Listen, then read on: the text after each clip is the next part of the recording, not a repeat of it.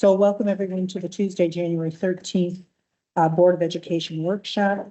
We have 6 trustees present, and Dr. Melton, who is recovering from flu, is going to link in virtually. Our first item of business is public communication. Do we have any vulnerables? No. Okay. So we'll move on to our first topic, which is an update from teaching and learning. And the first item here is to talk through the course description book for our secondary school. We're actually going to flip that and go with B first. B, okay, the middle school math, okay. We're going to start with that middle school math update. Thank you so much. Thank you for the opportunity to be here tonight. We had a request from the board to provide a little bit of an update based on feedback that was given during our November 2025 board presentation with school data. Some of the first slides here will be repetitive slides for some of our board members, but we thought it would be helpful, given some newer faces to the board, to revisit some of the information that was shared when the decision was made to adopt a new middle school math curriculum and change our math sequencing.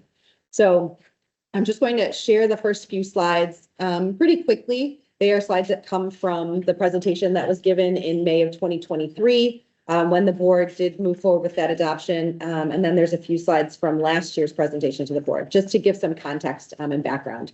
So the first slide just reminds us of our vision for mathematics. So this is the K-12 vision for mathematics, moving into focusing our students on becoming doers of mathematics. And this really lays the foundation for the interest in moving our curriculum and adopting our new curriculum, moving to IM Math. Throughout the process of review with the curriculum adoption team, there were some findings that came forward, which moved forward this work. So the first was really in looking at program data for 5 years preceding 2023. So this was pre-COVID data and some post-COVID data. What that team saw was student performance slightly decreasing or being stagnant in the former program. They also looked at student cohort data, which showed a decrease in the number of students who achieved at advanced and proficient, and an increase in students who are not proficient. So again, this is data, this slide and this information comes directly from the presentation in May of 2023. The other component that was looked at in that finding was that students were not able to, or chose not to, fluidly move between tracks in our middle school. So one of the findings that came out of the work was that a student at the age of 10 was selecting whether they were going to be an honors math student or not at the age of 10. And then they were not able to make that change very easily throughout their 3 years in middle school. So that was one of the things that we talked about. And then we looked at classroom pedagogy. So a piece of the work was leaning into the vision, the math vision that was just shown, in how we move our pedagogy forward, focusing on task-based, inquiry-based instruction. So ultimately, as we're all aware at this table, we landed on illustrative math as the recommendation. The key aspects of illustrative math that were lauded at that time, as when we went into that adoption, was that it's problem-based, universal design for learning. And I won't read all these bullets, but it really lived into the math vision that we were hoping for our students. We talked about how in 8th grade, students would have the opportunity to choose Math 8 or Honors Algebra 1.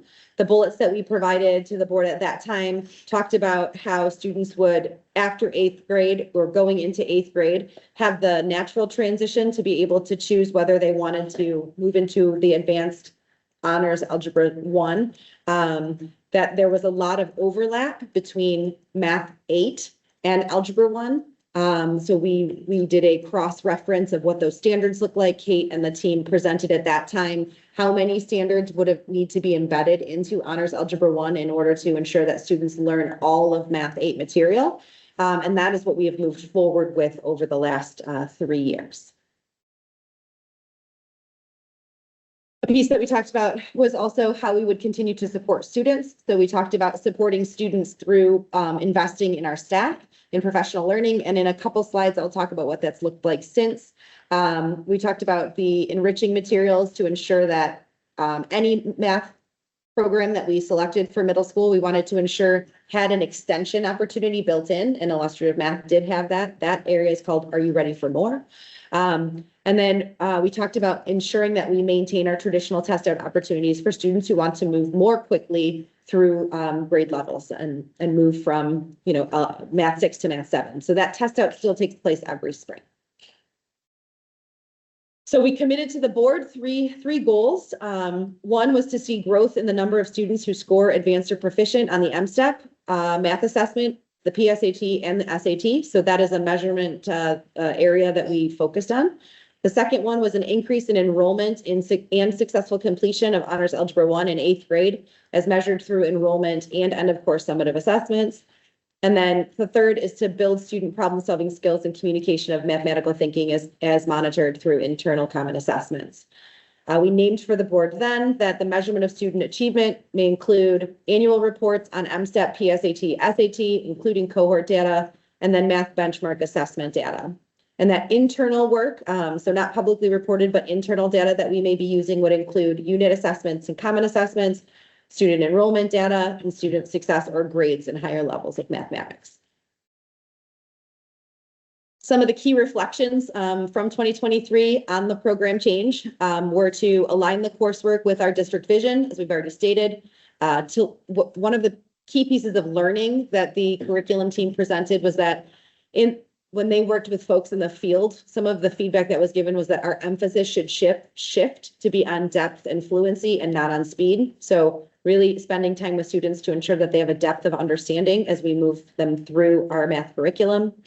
And you can see these next two bullets really talk about the aspects of the curriculum itself. So what's in the curriculum that make it more influential in the classroom. And then finally, a continued commitment to ensuring that our students who desire to accelerate in mathematics would have the opportunity not only to reach Honors Algebra 1 by 8th grade, which was previously the opportunity, but also to continue to have the opportunity to test out in the spring if they so choose. So that's our background data, really the 2023, what we went through. I thought it would also be important because that we're asked about whether we are collecting feedback as this program is moving forward. The board may recall in May of 2025, we did present the student perception data. We had a student perception survey. So we presented some of that data. We had 1,900 students respond, which is a really great turnout rate for our 6th through 8th graders. And so we talked a little bit about student voice with the board back in May of 2025. And then we also conducted a teacher perception data. I know that number of 19 sounds little, but that's actually quite a large percentage of our overall math department across middle school. So this is just 6 through 8. These are the teachers who are teaching middle. So what we named here and looked at was that, 95% of our teachers say that they're comfortable navigating the resource, which was huge because this was just a year and a half in at the time. And that 79% of them feel that they have the tools that they need to accurately measure student progress. We did name with the board then that we also know that there's challenges when you adopt new curriculum. So it's not all sunshine and roses. We do have opportunities for growth. And our parents or teachers at that time were really talking about a need for more resources for families. So we talked about ensuring that the family specific components of the resource were going home and that they needed some additional instructional routines that supported all student access. So those are some areas of feedback from the teachers back in 2025. This slide is to capture and share with the board. There were some questions about professional learning after implementation year. So the first year is not captured on here. In that board packet that was presented to the board in 2023, we clearly identified the rollout. So the 2023-2024 school year was the deep rollout year for the professional learning. That included summer and then 4 times throughout that year, professional learning in partnership with Illustrative Math. That is not a sustainable model, right? Our implementation year, whenever we're rolling forward with a new curriculum, we have a very heavy first year of professional learning, and then it's a gradual release model. So in the 24-25 school year, there was a focus really on a monthly focus with our Honors Algebra 1 teachers to ensure that we were moving forward to build out that curriculum and have alignment. Our district release days were used to be able to support teachers across the district. And then Last year is also when we implemented our PLC structure for the first time with our new teachers contract. So all of our teachers have an additional 25 minutes a day where they can collaborate with each other. And on Tuesdays and Thursdays, those are earmarked as professional learning community days, where they're spending time together as either two math teachers together at Bowling Park, for instance, or the whole math team can come together during that 25-minute meeting if they'd like to in the morning as well. And then again, as we take our third year step in, we see a little less focus on middle school math, and it being focused more on our professional learning release days and our building level PLCs. I do think it's incredibly important for this board to recognize and understand we currently have full-time math specialists at our middle schools.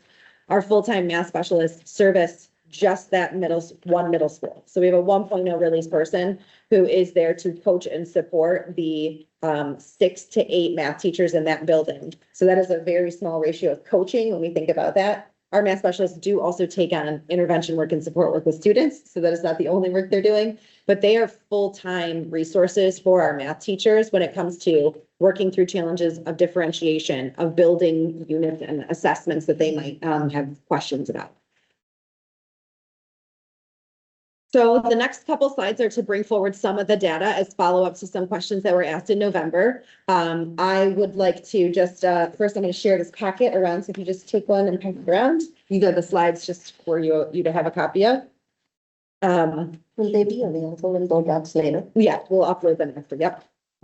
So we have had, we're really excited to have a new teammate on board. So Dr. Jordan Dennis has joined us, as you guys all met Dr. Dennis, and he's here in the audience today to listen and learn a little bit about the kinds of questions that we have about data. On his second full day in this job, we tasked him with some of this work, and he was really just trying to get into some of our systems at that time. So I share that with you as a board because the next 5 slides are not going to answer all your questions, but they will begin to lead us down the path of looking at some of the data that we were talking about mid-November. We have a commitment to coming back to you in February with additional data around achievement. But the dialogue today will be very helpful so that we can continue to grow and become a more data-rich organization. So without further ado, the first slide is looking at our 8th grade enrollment trends in honors math. So let's just talk about this slide first. On the left side, you will see the total 8th grade, the total number of 8th graders in honors math by year. So going from 2022 to 2025. So this is important, and just to name, we've named this before in looking at data, we've identified the 2021, 2022 school year as a year in which we are beginning our kind of data again post-COVID. We had those 2 interrupted years. So for us, that 2022 year is an important year. We started with 2022 instead of 2021 on this one because our students who were in we looked at our students who were in 8th grade in 2022 had incredibly disrupted experiences in mathematics before leading into it. So we were thinking a lot about who are we looking at and who are we measuring when it comes to a cohort. So we're trying to get as normal of a picture as we can. So if we look at 2022 and 2023, those were our 2 years that we had the previous system of a tracked 6-7, 7-8, and honors algebra 1. 2024 is the first year where our 7th graders had choice to go into honors algebra 1. But 2024 is also a blended year where we were grandfathering out the students who were tracked, as well as students who wanted to make that choice. So that 8th grade was a blended year of students, some who were tracked and some who were not. And then this current year, 2025, this is the first 8th grade cohort to go 3 years through our new math system. So I think in summary, looking at this, what you can see is that our change in 2024 did pretty significantly increase our student enrollment in honors math. This is honors math. So this is students not only in honors algebra 1, but it's students who are 8th grade students who are also in honors geometry and honors algebra 2. So it captures all of our students who are advanced. Anyone above that at Yep. honors algebra in any course. And on the right side, it's just the the representation in a percentage of the eighth grade class. So last year, 56.3% of our eighth graders were in honors math, honors algebra 1 or higher. And then this year, 51.7% of our eighth graders are in honors algebra 1 or higher. So we only have 2 data points last year and this year. And so 56 and 51, what we want to see is that 51 go back up again, right? And us to create a new line that's in the 50 and over 50th percentile for our honors math. So we will continue to monitor and study our enrollment in eighth grade. A piece of the conversation was also for us to dig into and look specifically at different student groups as represented in enrollment. So if this second page of your document is to look at the number of students who are in the diploma track, but special education students in honors mathematics. So these are non-categorical students. So resource room students with IEPs. And there's a variety of lines here for us to look at. So I'll walk through each one of them for you. So the blue line that's presented there is the percentage of the eighth grade class, the percent of students in the eighth grade class who have an IEP, resource room students. So just to contextualize, in 2024, 5.4% of the eighth grade class had an IEP that was on a diploma track. The red line indicates the percent of diploma track students who are in honors mathematics. So if you look at that red line, you can see that we had no students who were students with an IEP in honors math in 2022. And then last year we had 9.3% of our students, and then this year, 7.6% of our students.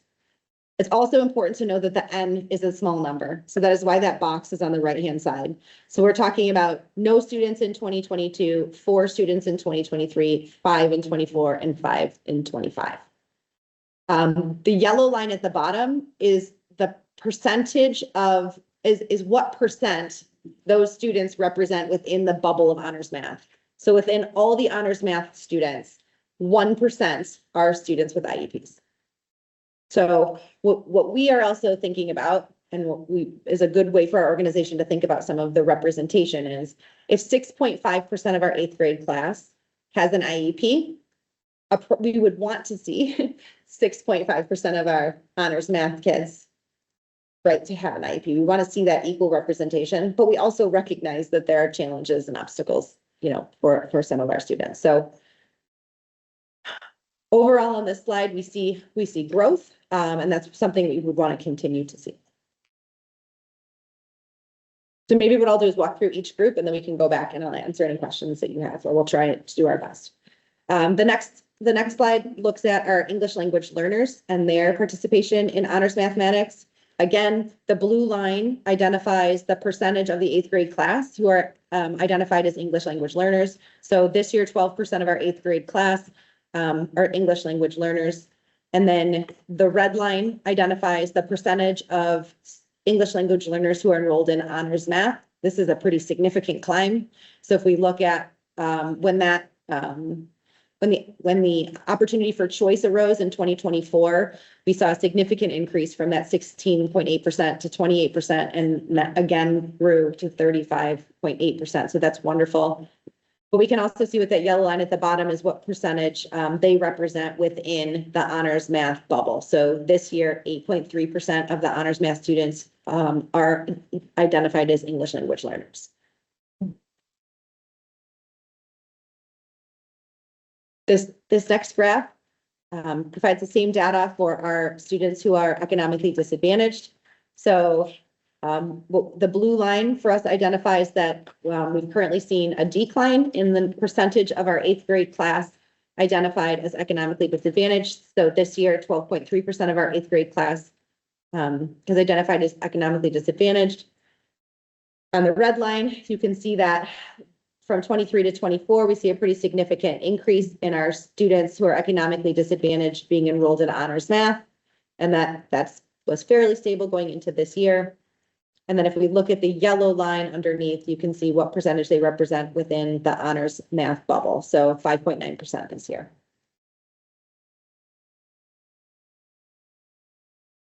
This next pie chart attempts to look at representation when we look at race.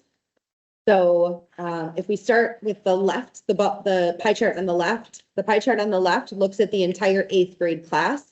So we have 1,023 8th graders this year. Of that 8th grade class, this is how the class is broken down. So for example, 44.1% of the 8th grade class identifies as Asian, 47.6% of the 8th grade class as white, and so on around the pie. We did not identify with a handful of other subgroups, student groups in here that were not identified as different pieces of the pie. We stuck to these 4 as the largest 4, with an N being larger than 5, which was the kind of the cutoff of our identifier. On the right side, what you will see is the representation of that student demographic in the honors math pie.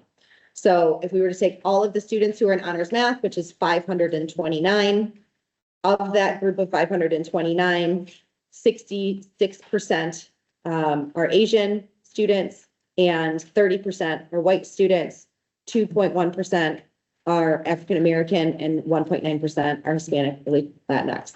So when you look at this chart side by side, some of the things that you might see are that our white students are underrepresented in our honors math. So if they were equitably represented, we would have 47% of our honors math class white students enrolled in that class. We can see that we have an overrepresentation of Asian students, an underrepresentation of African American students, and an underrepresentation of our Hispanic and Latinx students. So this was an opportunity for us to just look at and have an understanding of who's in that classroom.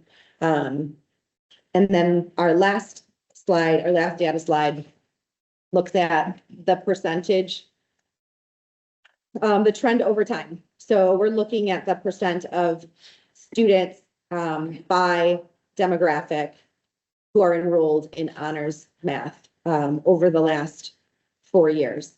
So what we can see is that there was a slight increase from 2023 to 2024, with a slight decrease for Asian and white students. But what we did see is that with our Latinx and our Asian students, our Latinx and our African American students, that the increase has been for our Hispanic students consistent over those 4 years, which is wonderful. And for African American students, we can see that there was a uptick from 23 to 24, and that it has remained stable from 24 to 25. So as we dig into this, one of the things that we were committed to with the board was studying this enrollment data. And when we talked about the enrollment data in November of 2025, that's this past fall, we showed the aggregate, right? We only talked about the aggregate. So some of the questions was, what does it look like when we dig a little bit deeper? So this allows us to start to see where those trends might be starting and might continue from the change across all of the data sets that you've looked at tonight. What you see is a noticeable increase from 2023 to 2024 of enrollment in honors mathematics. We know that one of the questions that was asked was, what is the rate of successful completion at the end of 8th grade? And that can be studied in a variety of different ways. So some of the things that we've talked about was looking at enrollment in the fall and spring to see if we've lost students over time. Another way to look at that data is to look at repetition in 9th grade. So how many students took algebra in 8th grade and then are choosing to retake it in 9th grade? Those are numbers we are planning to pull. We just haven't been able to do that because of the way our data is currently set up, and we are working on, by we, I mean, Dr. Dennis is going to be working very hard on trying to figure out a way for us to be able to track that a little bit more easily. And then we also know, as far as upcoming data, that achievement and growth data, in addition to what was already seen in November of 2025, is something you're interested in, and we will be working on for February. So I'm happy to answer questions, collect feedback. In terms of other data to look at, I'd love to know how many kids tested out, just to see how frequently that is happening. So that's definitely an equity thing, like for to prepare to test out or not. So You kind of just mentioned it, but I remember that I assume should or should have been relatively easy to pull is how many kids are taking geometry this year and comparing it as a percentage to last school year. Because to me, other than how many kids are we taking algebra 1, I want to know how many, I mean, I know it's similar information that is being So pulled. how many, just help me understand. So when you ask how many students are. So taking we should have geometry? been able to pull the data for 25-26 to see how many students are enrolled at the high school level or at the middle school level in geometry honors or regular geometry. Because the 8th graders who successfully completed Algebra 1 last year would be taking either geometry honors at the high school or regular geometry. And we should be able to compare this school year with the previous one to see percentage wise. Sure. Okay. I think that, yes, so, and I'm just asking these questions so I can make sure we Yeah. get the right data when we look at that. So are you seeking that information for justice? We have our enrollment grows, right? We capture like 105% as we go from 8th grade to 9th grade. So we get a lot of new kids. But percentage wise, if you're comparing the 23 to 24, 24 to 25, 25, 26, whatever the N is. Yep. We should expect to see a percentage increase of kids in geometry. Right, if I'm comparing year over year, those numbers should be indicative of how many additional students are taking geometry. So a lot of students take geometry in summer school. It's like the recommended math of summer school because it's not it's not as much big of a building block as algebra to algebra 2. Okay. So the answer is yes, we can get that data. There are a lot of pieces in there that might not allow it to stack up to, that's why I'm trying to understand what you're trying to measure. When they take it in summer school, is it like credit, no credit, or is it like a grade? It's It's a grade, it's but a grade Okay. unless they test out. And so that's Well, that'd not be a another grade. good piece of data too, like how many people tested out of that. right, but kids would have been taking geometry during summer school for the last 5 years every summer. It's not, I highly doubt that all of a sudden this past summer was the So only. you just want to know the percentage of kids who take geometry year over year Yes. for the purpose of seeing if it's growing? No, for the purpose of seeing if once more kids took Algebra 1, did they continue on to geometry this year? So Okay. the 8th graders who took Algebra 1, that increase that we saw, we should have seen an increase in the number of kids taking geometry this year. Right, I mean, am I? Theoretically. So we'll get that information Yeah. to see see what it tells It's us. another way to look at the data. So if we pull, including this school year, and if you go 2 or 3 years back, if we pull the number of students taking either geometry honors or regular geometry as maybe even just as a 9th grader, right? Mhm. That should tell us if the increase of students, the increase that we saw taking Algebra 1, if they continued on to geometry in high school. You know, and maybe the numbers look weird, but that would be, as a parent, I will say, you know, definitely more easily accessible extra home practice. And then the other thing, I think that it would apply to math. I think it would apply to all data that we're kind of looking at.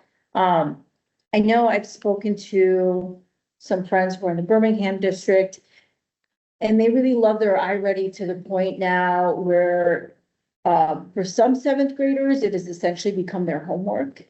And while iReady will spit out a whole bunch of data for you, you cannot have access to any of the questions, because they're proprietary to iReady.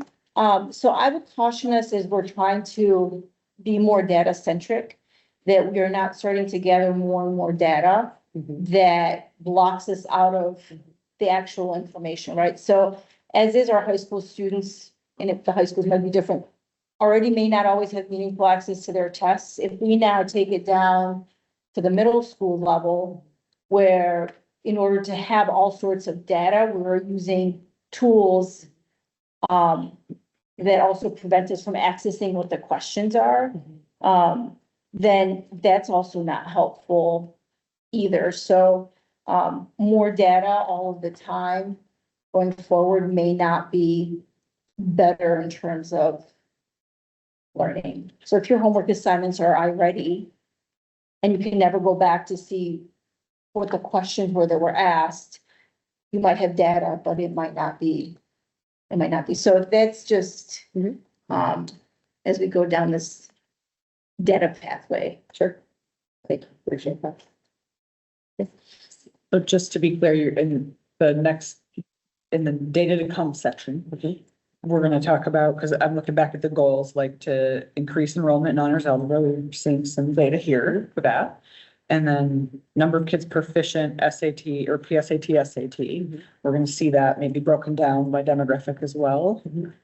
Right, and we did see some of that in Yeah, November, so a little we'll bit. build off of that, yep. Okay, and then that NWEA, can you tell us what you think we'll be able to see that coming forward? Yeah, so we're gonna work through that collectively as a team to see what makes the most sense to bring to the board. Mhm. So we only have 1 year of growth data for NWA because NWA's growth metric is fall to spring. So we are in the middle of the second year of that. So we would really only have last year's metric. We don't have more than 1 year on that yet, but we do have there's achievement components within NWEA that are not growth related, but just achievement related. So we're going to kind of kick around what makes the most sense to see how we compare that to bring back to you in February. Got it. And then are you looking at all like course, you're talking about course completion, is that like a relative to grades or not? Credit, Pass. and then, yes. Okay, credit, okay. Mhm, right. So we'll take a peek at that, just to see that stuff. Cool. And then any sort of data you'd think about from an intervention or enrichment standpoint, like how many kids you've seen in your MTSS systems who are really struggling in the 8th grade, whatever it is. Here, we hadn't quite put our heads around that yet for this, just Yeah, yeah. update specifically for Thinking this ahead. piece, but I do think that as we move forward as a system, we've really worked quite hard at secondary to build a structure for MTSS that is more organizationally sound. And so it should give us data to be able to look at how many kids are we serving, what are they struggling with? And also working in partnership with our specialists, who are the ones who are seeing our kids. That would be an opportunity for us to collect that data as well, so. I'd be curious too, you mentioned the 1.0 math specialists in each building and they're doing interventions and working with teachers, like if frankly 60% of our kids are in an honors track, who are they working with? And how's that going? Or an honors track in 8th grade, should we be specific? Well, and I think not to dive too much into that answer, but when we looked at our data in November, I think it was it's increasingly evident that we have a significant gap in our learning for students at the secondary in mathematics and ELA. In mathematics, when we think about our special education students and when we think about, our students who are economically disadvantaged, one of the big moves that has taken place in the last 4 years has been to really focus on moving students into tier 1 instruction. Previously in Troy, we had a system in which students were taking supplanted math, oftentimes beginning in 6th grade during that transition from 5th to 6th grade. And we have been very focused on ensuring that any child who we believe can be successful should be fully in tier 1 with support. So our math specialists have been working with our teachers predominantly on welcoming new learners into their classroom in a way that they have not in the past. And so that's really been a huge part of our work when I think about our math specialists. So less on the honor side and much more on the side of supporting and differentiating to help them ensure kids are being successful. Thanks for being so thoughtful. I have, if we're done, I have a couple of generic questions. The professional learning, does that cover, I assume it covers the course material, it covers the new illustrative math and all of that. Does it also cover now that we have students of different skill level in the same classroom versus before? Does professional learning cover that also? And how much of that is covered? Yeah, so one of the key pieces of illustrative math when it was adopted was that there are many entry points in the lessons as teachers are teaching. So they refer to that our teachers in the classroom refer to that as having a high ceiling and a low floor. So you can, you get people in where we can get them in, but then we can push them as high as we need to push them. And so the curriculum itself was built on that methodology and that belief. And so as they've been doing learning around what that might look like, they've spent quite a bit of time talking about how do we establish groups in our classroom. So if we're a triad, what are we working on? And how as a teacher might I be working with this triad differently than I'm working with that triad? A lot of making thinking visible, which you've seen in some of our visits to our schools, where we have students who are up at the board and their teachers are able to work with students and help differentiate when they can see that thinking, right? They're able to notice, okay, David's struggling over here with his group. Either I'm going to match this group with David's group, or I might intervene here to help and support that. So my generalized answer to your question is that continues to be an area of focus. It's not an area that we're done focusing on, but it's certainly something we've been talking quite a bit about. Wonderful, thank you. The economically disadvantaged data that you have, where are we getting that from? Is that those reduced lunch fill forms or what? I'm just curious, the number is coming down, which means either is our demographic not filling that information because it was free lunches the last 3 years? Or is that, do you think it's accurate? So we worked quite hard and Dr. Dennis worked quite hard on looking at that data to ensure that it was accurate. One of the things that we have noticed, and we're having some conversations about it, and Dan's been a part of the conversation as well, because it involves our food service team, is how we're collecting that information from our families. We have families who may not be filling out the form because there is free lunch. And so we are once again encouraging our families to fill out those forms for our secondary families and for our elementary in some part, but certainly as students move into secondary where there's participation fees and whatnot, those forms help families with those fees. Okay. We are also looking at changing our format for how we collect those. So right now, there's not a digital way to submit that. And so we're looking at changing that and updating it. So we believe there might be some barriers for our families, and we need to get back to that to make sure that that number is accurate. But we believe this is as accurate as our system is Okay, yeah. right now. So Yeah, that's good. The last question I have, about the data with the student survey where they say it's just right and just, so I was talking to a few middle schoolers. Both of them, they're 8th graders, only 2, so it's not a big sample. But they were saying that their 6th and 7th grade was easy, like posting it through, but their 8th grade is, they're doing honors, our algebra 1. Their 8th grade is definitely, much more rigorous than they're used to. And I don't know if this is correct. They said they do 6 units of 8th grade math in like 6 or 7 weeks or something. So they do a lot in a short amount of time. And so your survey is an aggregate of all the middle school students. I'm just curious to know if 8th graders may feel differently than 6th and 7th graders or something like that. Just curious to know. okay, that's a great question. And I think if perception data is of value, then that's something we can circle back and do again. We can redo that survey and we can maybe separate it out by grade, for instance, and now that we're 3 years into that implementation, circle back and get additional Did the survey perception not data. get the students' grade level? It does. Okay, It does. so we could just review the data. Don't have to retake the survey. Okay. Well, I think it would probably be important to know that not just, so we did last year's 8th grade. Last year's 8th grade did not holistically experience 6, 7, and 8. So Okay, this year's did. the students in last year's students were the mixed cohort of, some of our kiddos had 6, 7, 7, 8, and then honors, and then some of them had 6, 7, and chose to go to honors. So this would be the first year where all of our 6th graders had that experience, all of our 7th graders. It's probably worth us asking again. Yeah. That's all. Yeah, the challenge that we have is sometimes when we gather perception data, some look at that and say, well, that's just perception data. It's not hard data. I think there's value in perception Yeah. data. Yeah. So I as long as we as a group recognize that there's value in perception data and that we should continue to gather that, we certainly will. Audra's having trouble with audio. She says she'll reach out to you with questions. Okay, sounds good. Anything else? Okay, thank you. Well, we'll look forward to additional discussion in February and we can go on to the course. Yeah.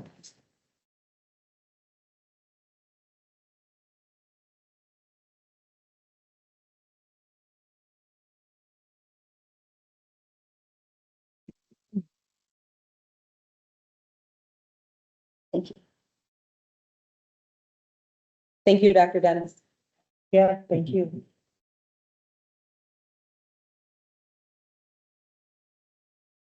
All right, good evening, everybody. We're going to transition to some updates on our high school course description book. I wanted to start out with a thanks to Christine and also Megan Henry, one of our Athens assistant principals, for leading me through this process as a first timer.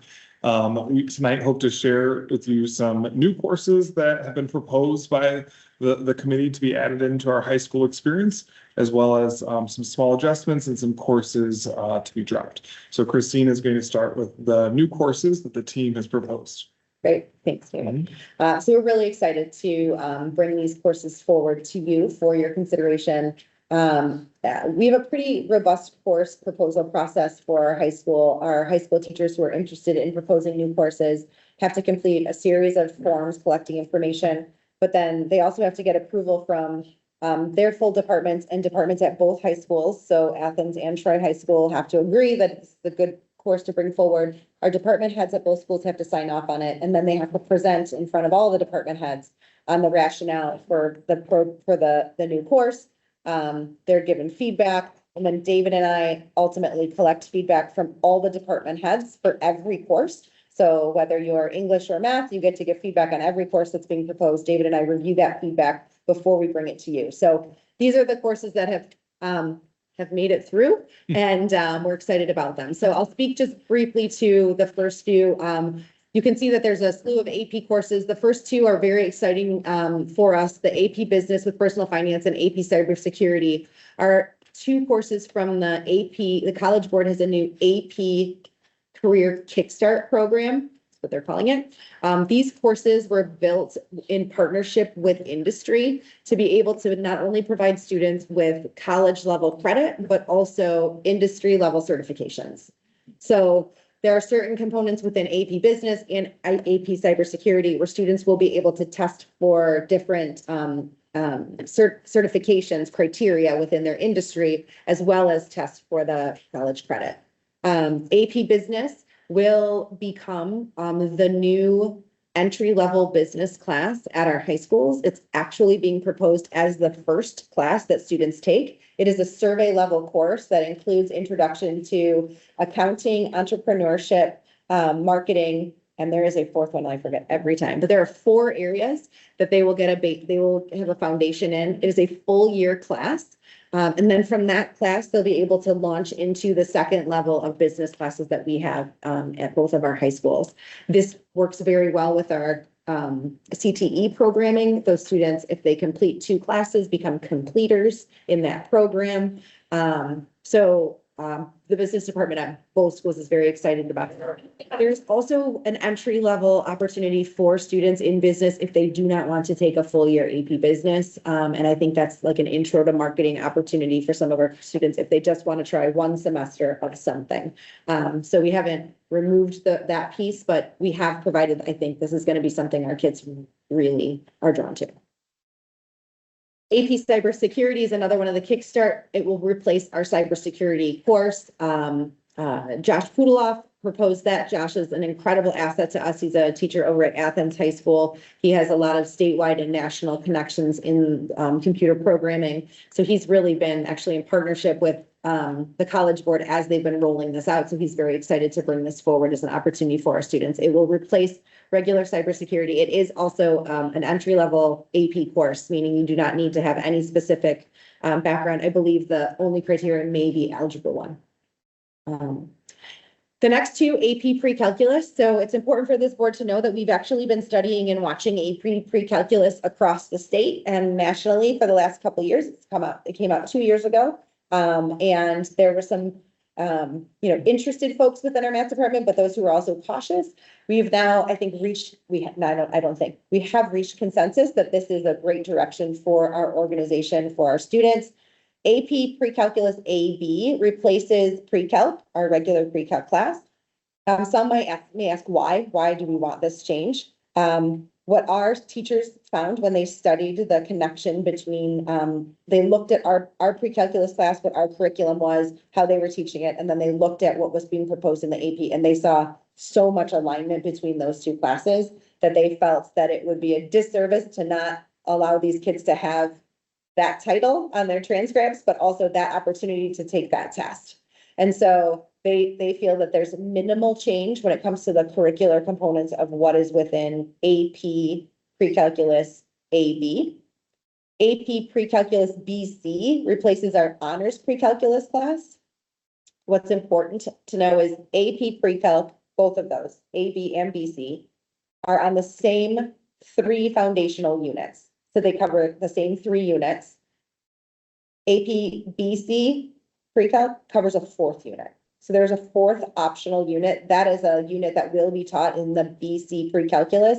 And the reason that that's taught is to prepare students for AP BC Calc.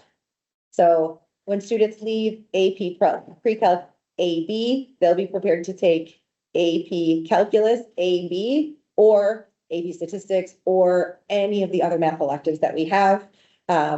And then our students who take AP Pre-Calculus BC, they will be prepared to take the BC Calculus class, the AP BC Calculus class. So that's the difference between the two of them. I think it's a nice way for our students to be able to continue to follow a track that will naturally lead them toward, after AP BC Calc is Calc 3, which we offer in our schools in partnership with Florence Tech, right? And we run 3 or 4 sections of that every year. So we have quite a few students who move their way through this pathway. So we're very excited about that. I think one of the other things that's helpful for us as an organization is it really helps with alignment across our schools, and it helps with professional learning. So our teachers of pre-calculus will now be in a professional, have access to a professional team, national professional team with the same set of standards, preparing for an externally normed assessment. There's a lot of nice structures and accountability that come from that as an organization that will be helpful.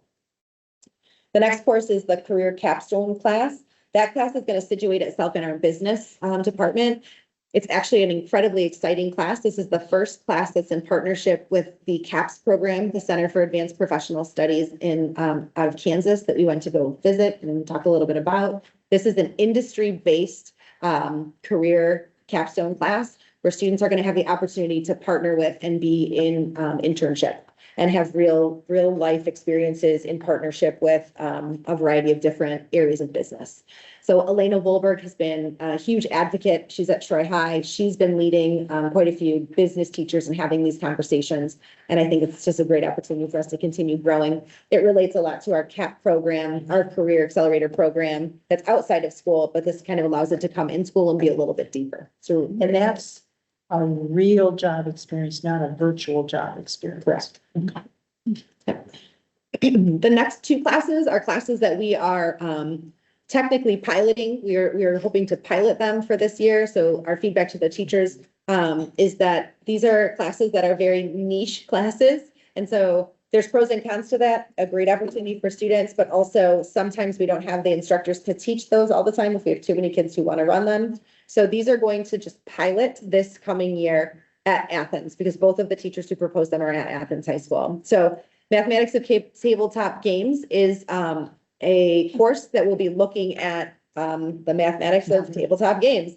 It's a 1 semester elective for students that would count as a math related credit. So as part of their graduation requirements, students are required to take 4 years of math. Of those 4 years, 1 year can be math related and one of them has to be in your senior year. So for some of our students, it's a nice opportunity for them to take that elective.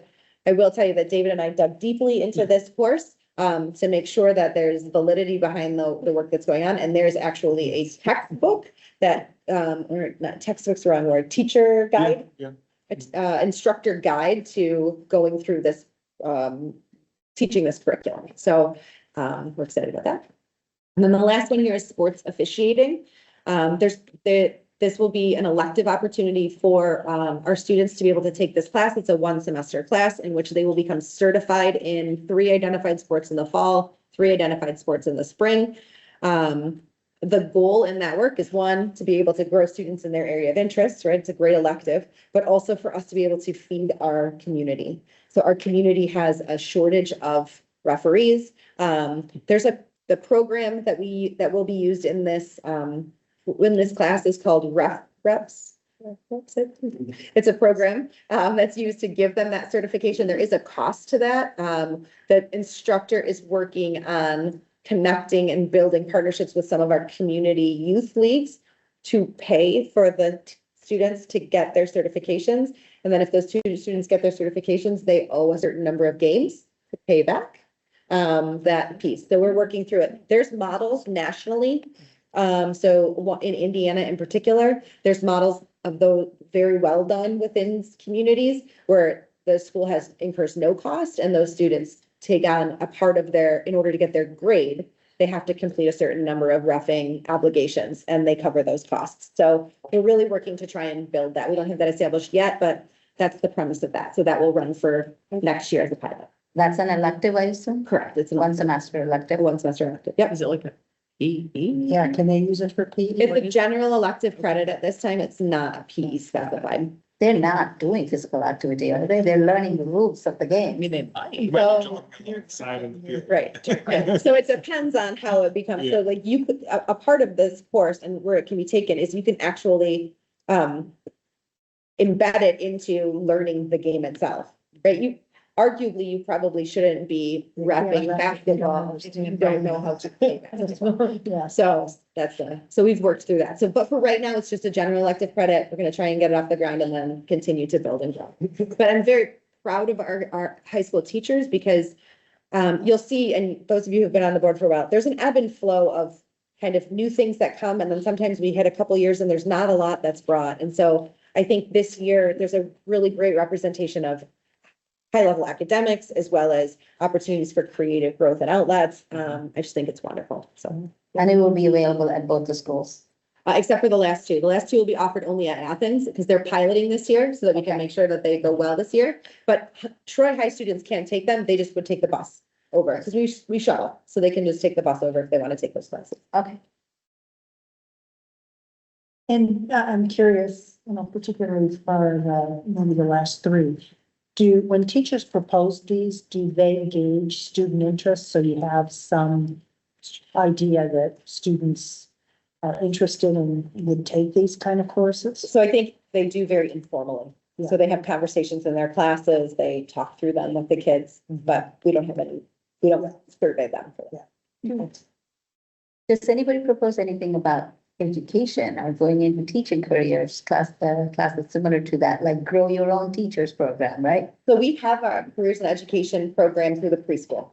And so that tends to be, at Athens, right? So we have an opportunity there for child development and careers and education. Those are not only preschool, there's a 2nd level class with careers and education that place students in our elementary and middle schools. So those are opportunities through our CTE program for education.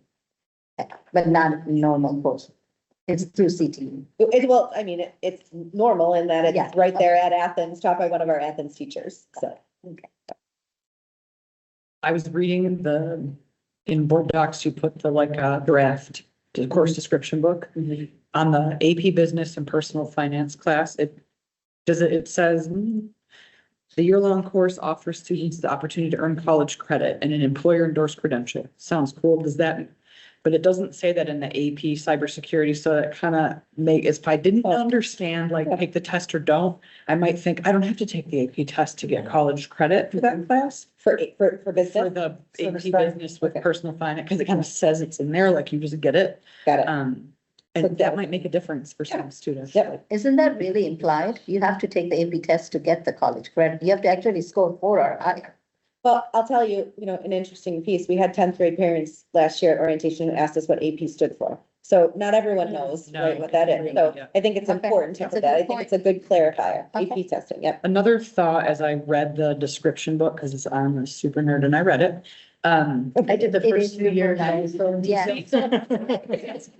I've read it too, the first 2 years. Or so are you.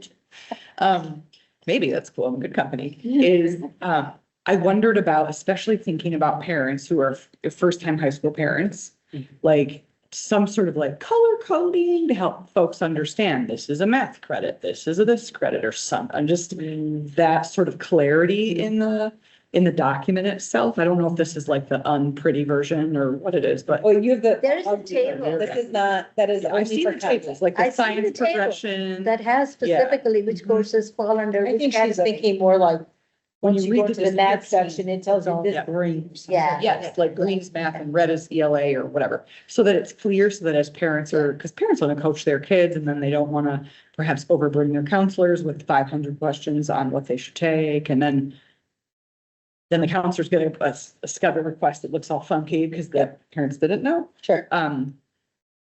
Just a thought there, and then I assume you guys, as you work on making this the pretty version or whatever, you just smooth out the language, because sometimes the descriptors change voice. Which is like a dorky thing to notice, but like the way they're described, the voice changes.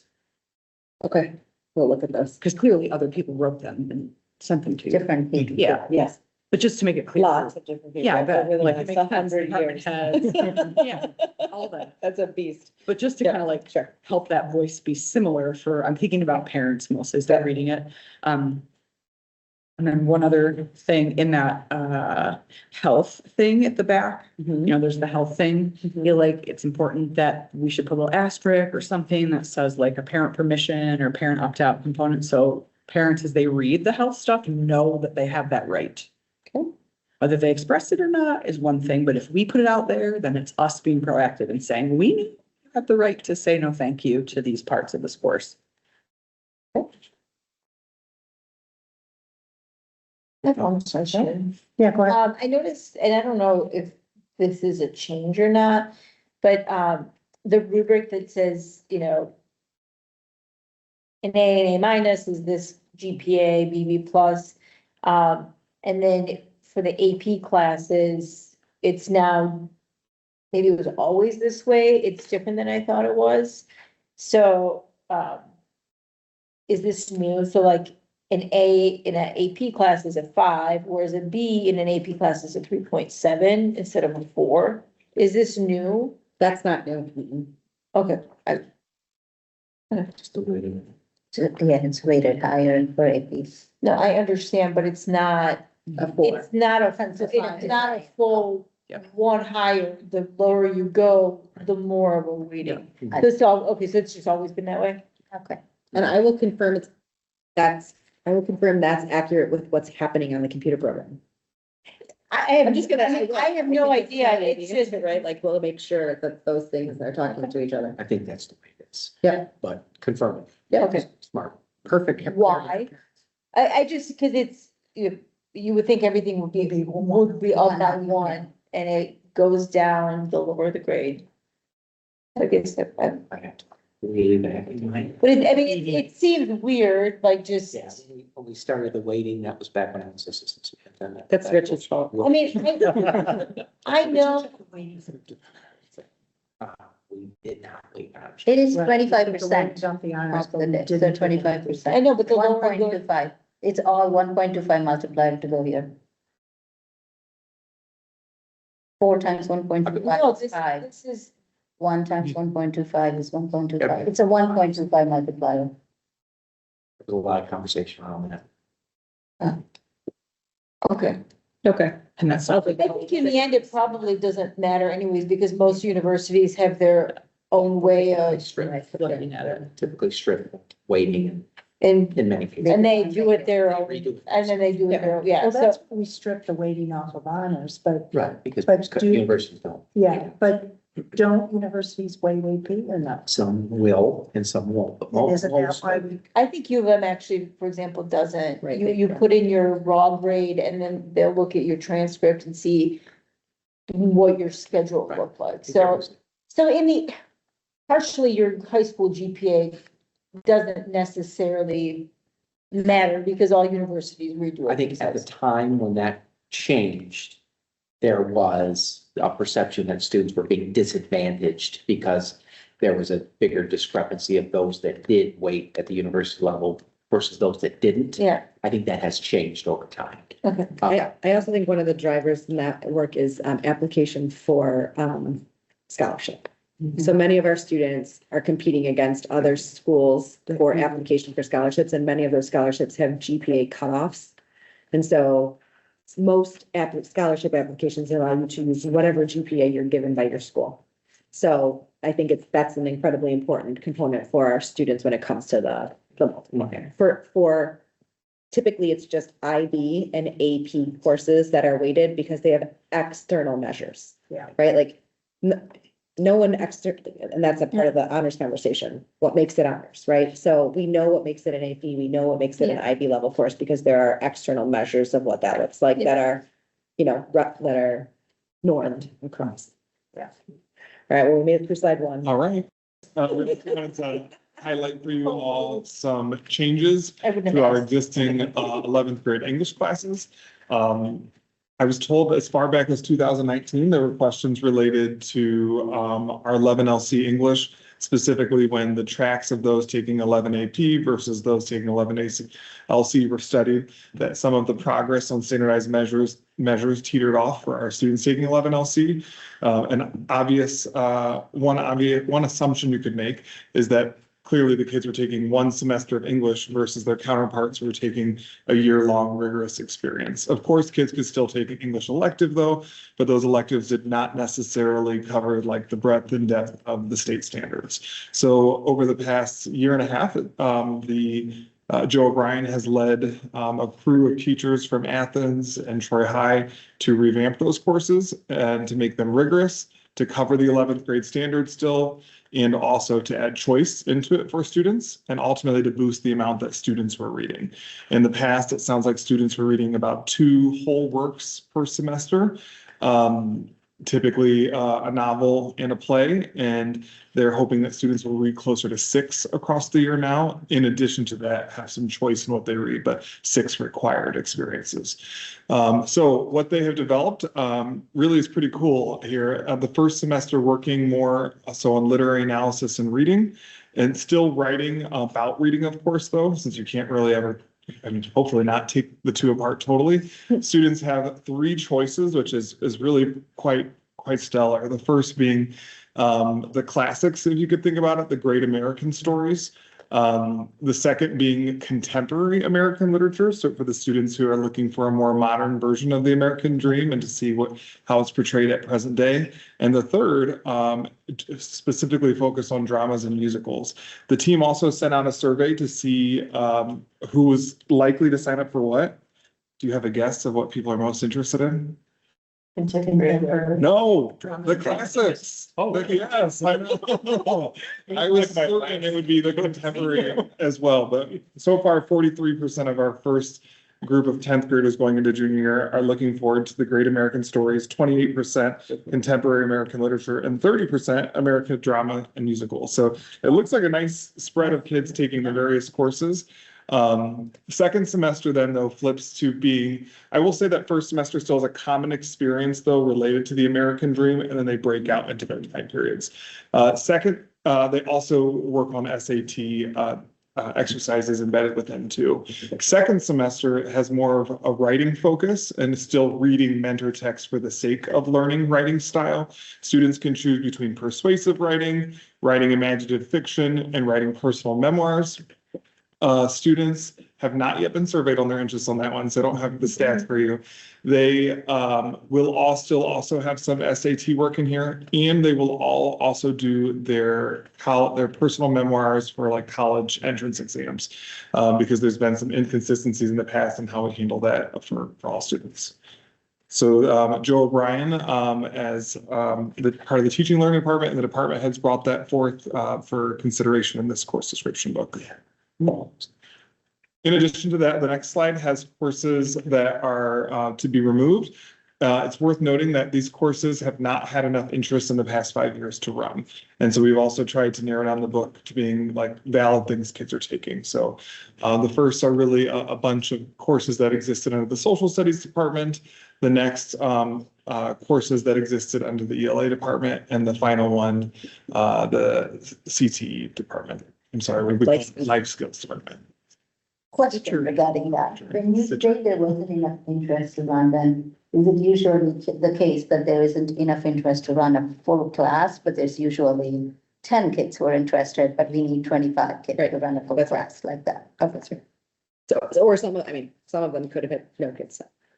Of course, yeah. But yes, not enough for us to be able to run them. At least one full class. Oh, So I'm curious about political science, and I might be dating myself, but, you know, I know that in university, there was a political science credit that regardless of what kind of student you were, you had to take, I think, a semester of political science.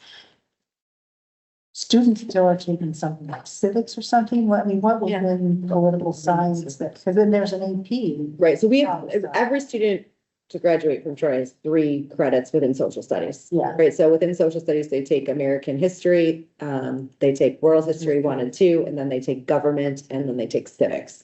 So these were all social studies based electives. It's important to know in that course description book, and you can see that, I mean, political science is listed here, but we run current issues. Like, so if you could kind of go, like, depending on what you think of political science, you would find it in all of the other electives that we have there, which I think is why it wasn't running. It just didn't have the appeal that some of these other courses did for our students. Okay.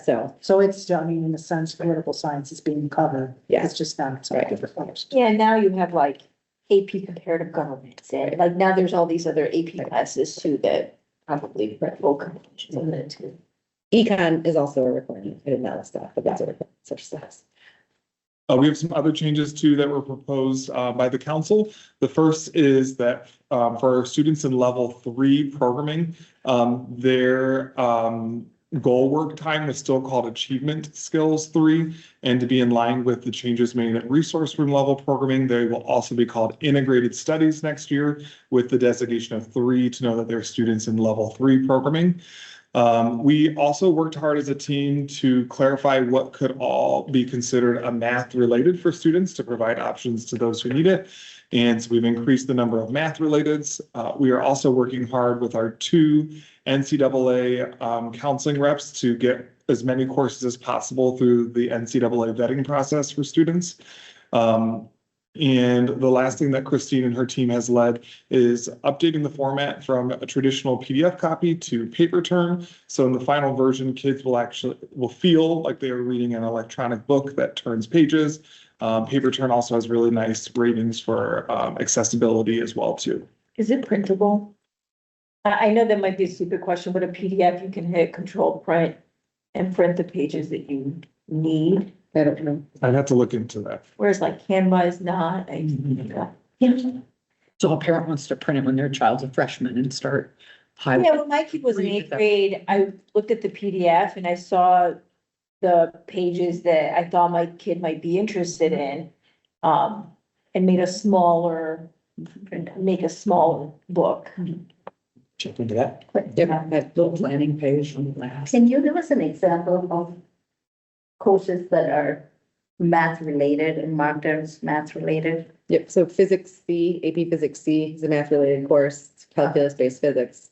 Another example of a math related course would be economics. Okay, So we received yeah. Yeah, it has a personal finance strain in it now in economics, so applied mathematics still exists. so this is for athletes who may not have enough math credit and that counts. Is that what you're talking about, or what is it? Do you mean the NCAA? Uh-huh. Yeah, like that. So two separate things I'm learning now. Oh, Yes, sorry. Math related are courses that don't necessarily introduce new mathematical concepts, but at least apply math Apply through a them, subject area. So just economics has a personal finance strand now, which is a great change. that kids have to do some level of personal finance and apply math skills within the class. So that could be used for a student, ideally in their fourth year of mathematics and senior year of math, to count as their fourth math requirement. So math electives are expanded to add like applied physics and that you're talking. Right, what so you're talking the about. difference is they're not taught by math teachers, Okay, right? So a math-related course is a course in which you've applied mathematics. It doesn't have to be taught by a math teacher, and it doesn't have to introduce new math content. So accounting would be another example, or architecture would be another example. In the state of Michigan allows you to count one full credit as a math-related credit. And it can actually take place anytime during your 4 years. For some of our kids, it naturally lands in their senior year, but for other students, it might be sprinkled somewhere else. And it can make sense sequentially or not, right? So let's say math is really hard for me and I'm in 10th grade and I experience a crisis in my family and I'm not bearing the load very well. I could take my math related course in 10th grade and it could be something that I love, architecture, instead of it being algebra 2. okay. And then I could take algebra 2 in junior year, and then senior year, I'd finish out my sequence in pre-calculus, AP pre-calc, AP. So it can fit anywhere. It could also be the capstone, or it could be the first thing we do. So we are required to have a list of math-related credits. And David and I worked with Kate Rainey, to be able to work through what does the state require a math-related course to have and be. We found that definition, and then we worked with our department heads of all content areas to apply. And anybody could apply for their course to be counted as math related, and we reviewed those standards to understand what that looked like. So, and we update that list annually. Thank you. Versus NCAA, which is. NCAA is also updated annually, separate. Those are courses that we know will transfer and count for college, for athletes. Could have been a better. Thank you. Okay, any more questions on this? I do want to give you 2 quick updates, since you don't have questions, just to make you aware. As we all go through change is sometimes hard. Our work in 11th grade ELA will be a transitional year for our English department. I think it's important for you as a board to know, because we'll be moving into 11th grade, a full year requirement. We will have one funny year where we don't have a lot of English electives. So typically our English electives landed in 11th grade. This year, our 11th graders will be taking the new electives, the new requirement, and then electives are going to get moved to senior year. But for this current year, our 11th graders will be in a year-long requirement, while our seniors are in a year-long requirement. So our electives are going to shrink for a year, and then they will come back. But that shrinking for a year, those electives are sometimes people's favorite things to teach.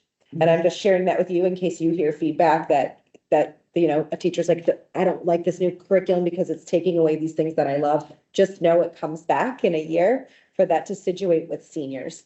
And so, if you have questions or if that gets brought to you, certainly know that David or I would be happy to support or answer any of those questions. Thank you. Appreciate that. Yep. Okay, thank you very much. Thanks, Christine.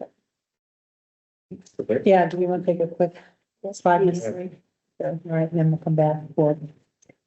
The budget. About the new. Okay, course. Jen. Kids about the food insurance. We've been, this is the most highly anticipated agenda item of the night. The toilet renovations. Oh, God. Our students left. Is the toilet conversation happening now? And our students all left at this point. I think Knock these out. they would have really, Mm, yeah, real they next- would really enjoy I've it. gotten so much feedback.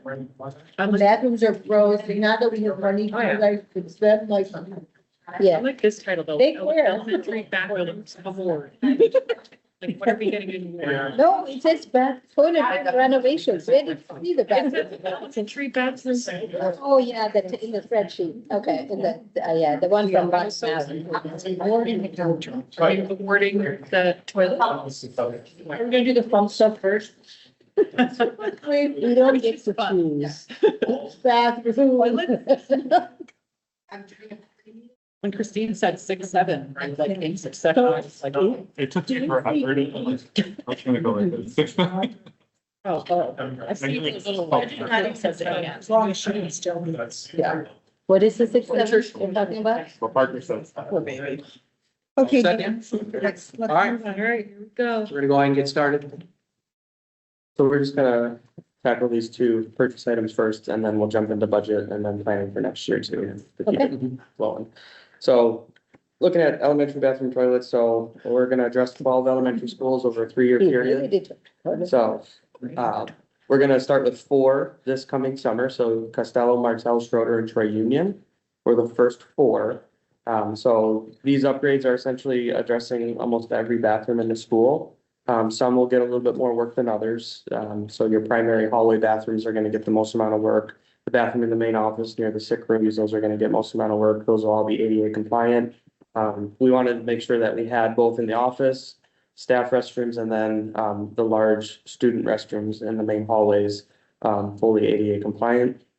And then the classroom bathrooms, are gonna be more fixtures, so think flooring, new fixtures, new sinks, new mirrors, paint, and then new lighting in some cases too. So, and then as we go through, obviously that's what contingency's for. If we find a restroom that needs a little bit more work in a classroom than maybe the others do, then that's what that contingency is gonna be there for. So, we walked twice now, Chris, I think, full buildings, every bathroom, and kind of went through one by one with the architects to mark it on a list, and so it's a pretty detailed process. So all that said, that these 4 bathrooms, the total bids for all of these different categories here came in at 1.275 million, with an 8% contingency.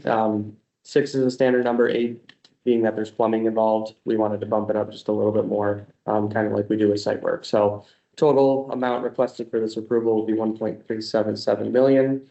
So work will essentially start the day school's out, the next day, I should say, with the goal of being completed by the start of school. So if it's not fully completed, it may just be minor things like fixtures and things like that. We're gonna try to accelerate that as much as possible, but we're confident with our team that we'll be able to finish that. So this will be split funded, kind of like we've done before, between the bond capital projects fund and then the building and sinking fund. So think things like painting. There's certain things you can do with bond that you can't do with sinking fund, so we're gonna balance how to charge those accordingly. So, any questions on this one? So Dan, it's gonna be done concurrently, they're gonna be done all together or one at a time, or? We're gonna try for all 4 buildings at once, so. And Is then, was there, I know some of our students are fully, diapers. Mhm. Are there gonna be like change tables and things and all that stuff? Mhm. When you say 88? Yep. You really mean it? Mhm. Yeah. Yeah, so we talked about 6 and 6 each year, but we opted for 4, 4, and 4, just to make sure that they felt like that's where that confidence level was high enough to be able to complete it, so, yeah. That's that one, and then the other You one, answered my question already, while answering hers, so. All right. We'll see this next week. and then the last item for purchase approval consideration is for Athens and Troy High gym renovations. So the scope of work involved here is over at Athens, we're gonna be removing and replacing the existing bleachers. So all the safety railings, bleachers, that'll all be upgraded. And then we will also be sanding, repainting, and sealing the gym floor, and then upgrading the flooring at the entry points, and then painting the lower walls throughout the gym. Over at Troy High, they recently had their bleachers replaced not too long ago, so we're focusing on sanding, repainting, and sealing that box gym floor as well. So total bids came in at 662,000. Only 6% contingency here, just given the nature of the work, so total package being $702,000. Again, this one will be approved for a split funding standpoint, but like the bleachers will be the bond charge, and then flooring will be sinking fund, so we'll split it accordingly. Not a question, but more a comment. It's the first time I've seen such discrepancy in the numbers in this one. Like I saw a painting, the lowest bid is 15,000, but the highest is 85,000. Mhm. I've never seen that spread. Painting is usually like that. Is it? Yeah, It's you'd kind be of all over surprised, the board. That's I a- found that at that home too, Okay, so. It has a lot to do with how much work the contractor has. yeah, oh, And what equipment, some might use very, very long poles, others are gonna bring a lift in, scaffoldings, it just depends on what they prefer in terms of their method, some like to spray, some like to roll, so. that can change the Yeah. number pretty quick. Similarly with flooring. Flooring also has similar effect? Mhm, Okay, Yeah. I noticed only those two areas had such a spread. mhm. I assume the Athens work, the gym is staying, right, with under the renovations, and everything, Mm. okay. Yes. Especially being designed and renovated in alignment with all the.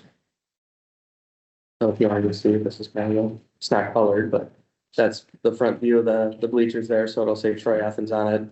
So, gonna see that. did we say it was red bleachers with a beige Tan. colored tint? Beige tan. Yep. Oh, it'll look good. So the inset, not the letters will be like a beige, Mhm. Oh. background will be red. Yep. And there'll be a little bit of black outlining as well. If you go to Troy High right now, the black bleachers with white. Mhm. Troy High. Right. Over that red should brighten up the gym too, keep it bright. So the bleachers have like handicap cutoffs, or is that just? part of Yeah, it? that's the nice thing with upgrading bleachers is you get all the wider aisleways, you get all the appropriate railings along the sides, down the middles, everything, so. Okay, anything else on that? All right, let's talk budget. Okay.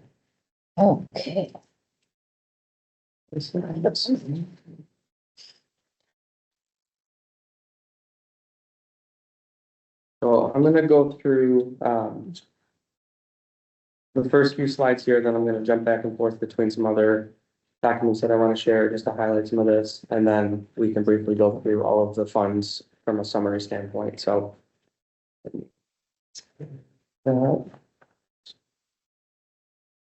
So like we do every year, I think this year was a little bit more unusual, in the sense that the state of Michigan did not approve their budget till October 7th. So by law, they have to have a school aid budget to us by July 1st, which is the same time that we have to approve our budgets locally. There's no repercussion in the law if they don't do that, which we found out this year. So they were quite late in getting that. They do have a September 30th deadline to approve a total state budget, which they did not do. So they actually had kind of like a supplemental budget, to fund the government for an additional week. So highly unusual this year. I've been in schools now for 8 years. I know a lot of people have said that they have never seen that happen. So keeps us on our toes, but so as we go through, we're kind of going through and digesting this new school aid budget. Which takes time to filter through the hundreds of pages of budget line items. We go through, we update all of our grant funding allocations, anything that we get from the ISD like GSRP, IDEA, those types of grants, we update all of those allocations and submit any amended budgets to them, for those dollars. And then just kind of going through, obviously salaries and benefits being a significant portion of our budget. That takes time to go through, making sure that we're reflecting all of the increases and then making sure that we have budgets to match that. So what I wanted to do with this slide was kind of highlight a few key items as we look at revenue specifically. So our original budget here is what was presented to you in June.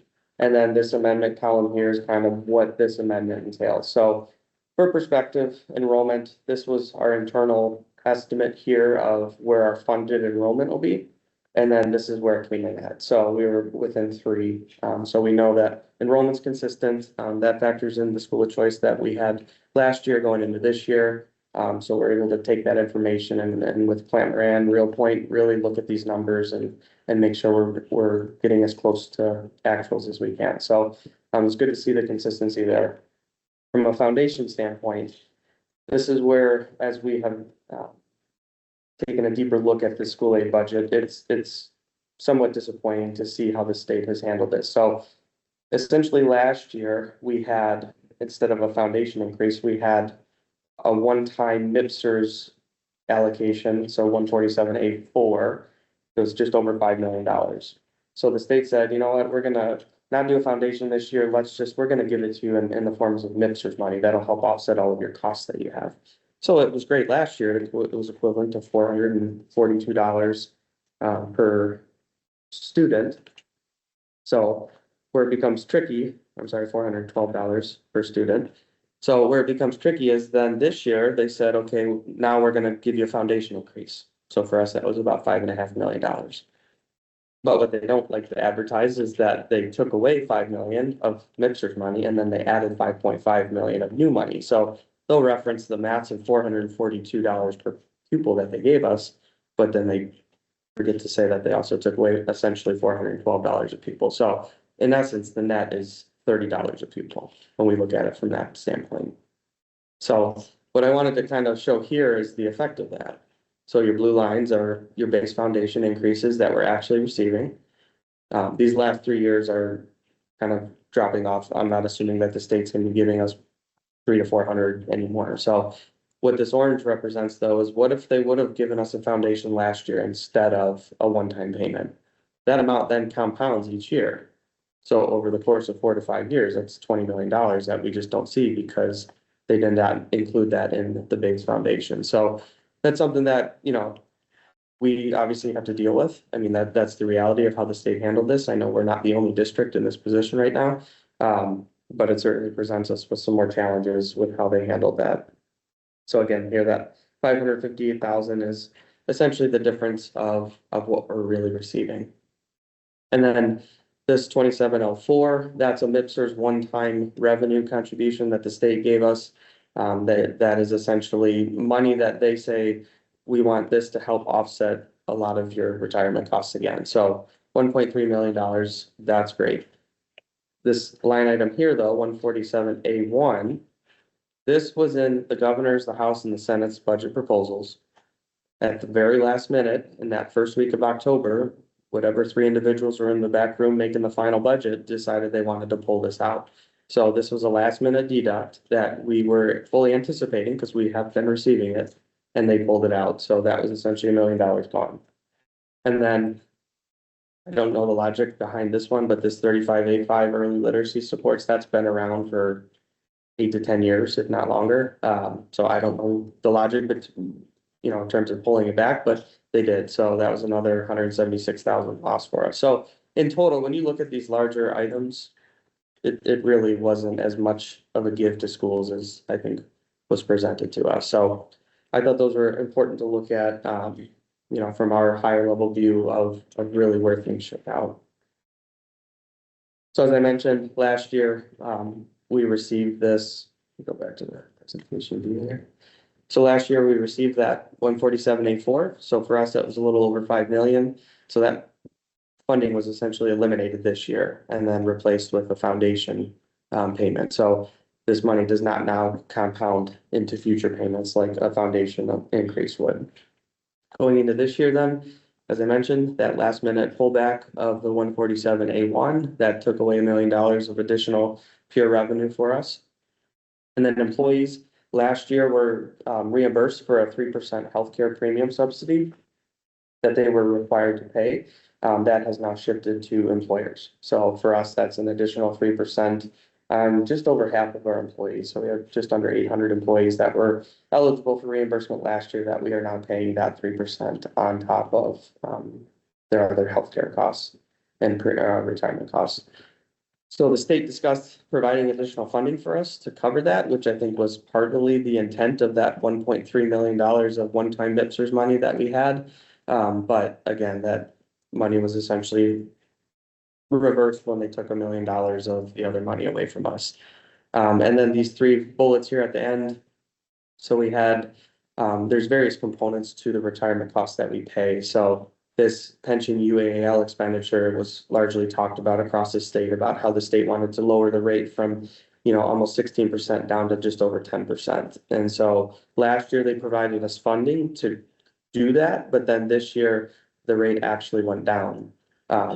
But it's not pure savings because the 2 bullets under that are actual increases to our retirement rate. So the net effect of all this is, you know, less than 1% savings essentially on the retirement. So again, not what was communicated to us as being included in this budget. So before I jump into the general fund here, I do want to show some other slides. So we put this together. So this was essentially a report every year, at the end of October, every district is required to submit their financial data to the state of Michigan. Much like we do for fall count, much like we do for rep on the HR side, we're required to submit our financial data. That then generates an operating expenditure report that every district has on their transparency site. So it's a very apples to apples comparison across the state for every district. So it breaks it out very specifically in terms of these functions. And then it tells you what percent of your total budget that categorical item was. So what we wanted to do is we said, okay, for instructional expenditures, let's look at this line item and then let's color code it. Green being the highest percentage and then white being your lowest percentages. So as you look across, you can see that Troy is actually one of the highest. So we took all of our surrounding neighbor districts. And then I took a couple of other comparably sized ones or ones that were often compared to. So looking at that, we're at the top in terms of instructional expenditures. And then likewise, these pupil support services and instructional staff, those are all, may not be directly in the classroom, but they're providing some type of instructional support. So again, that fits that narrative that every dollar we spend, we put as much into instruction as we can.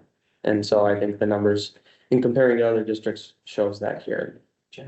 And then just moving down into administration and operations, transportation, for instance, we know we're running lean.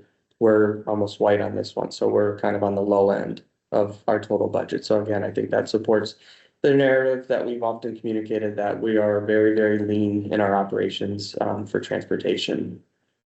And then likewise, on the other end of it too, with operations and all of that. So in administration, we're either on the low end or in the middle of the pack for those numbers. So I think this is important to see as we go into budgetary talks for next year, to kind of show like, this is where we stack up with surrounding districts. Obviously, we do our own needs assessments internally.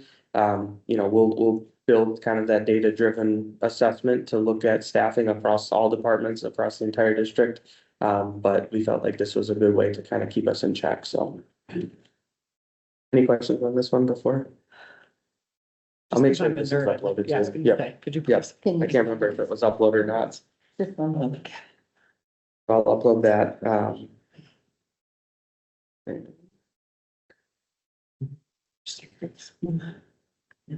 Here we go. So as we went into the year, we had talked at length with not only cabinet, but with our ad staff groups and various stakeholders across the district about what do we need to reduce by.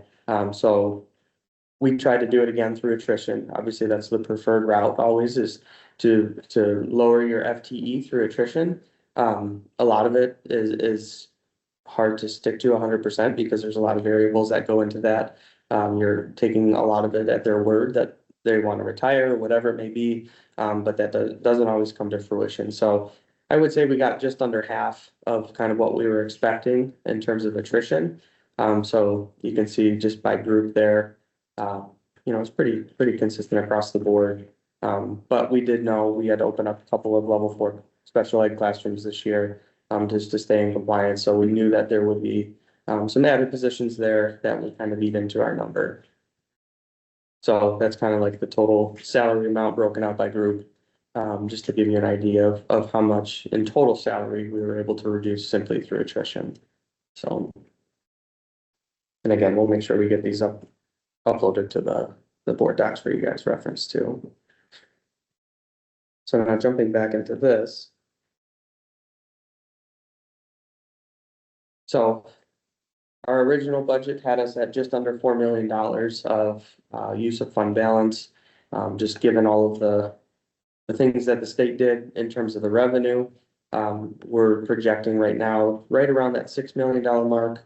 I'm confident that it should come a little bit better than that. We typically do get some prior year payments from prior years as there's tax, homeowners can make a dispute with the county on certain payments that they've made. And so there's often times where we end up collecting money or delinquent payments that finally come through.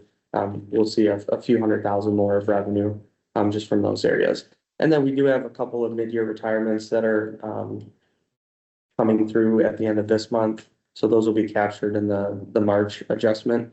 So we'll make sure that we reflect those there. But the one thing I do want to point out is you know, you'll look at it from like 190 to 197, you'll go, well, hey, our revenues are significantly higher. Where did all that revenue come from?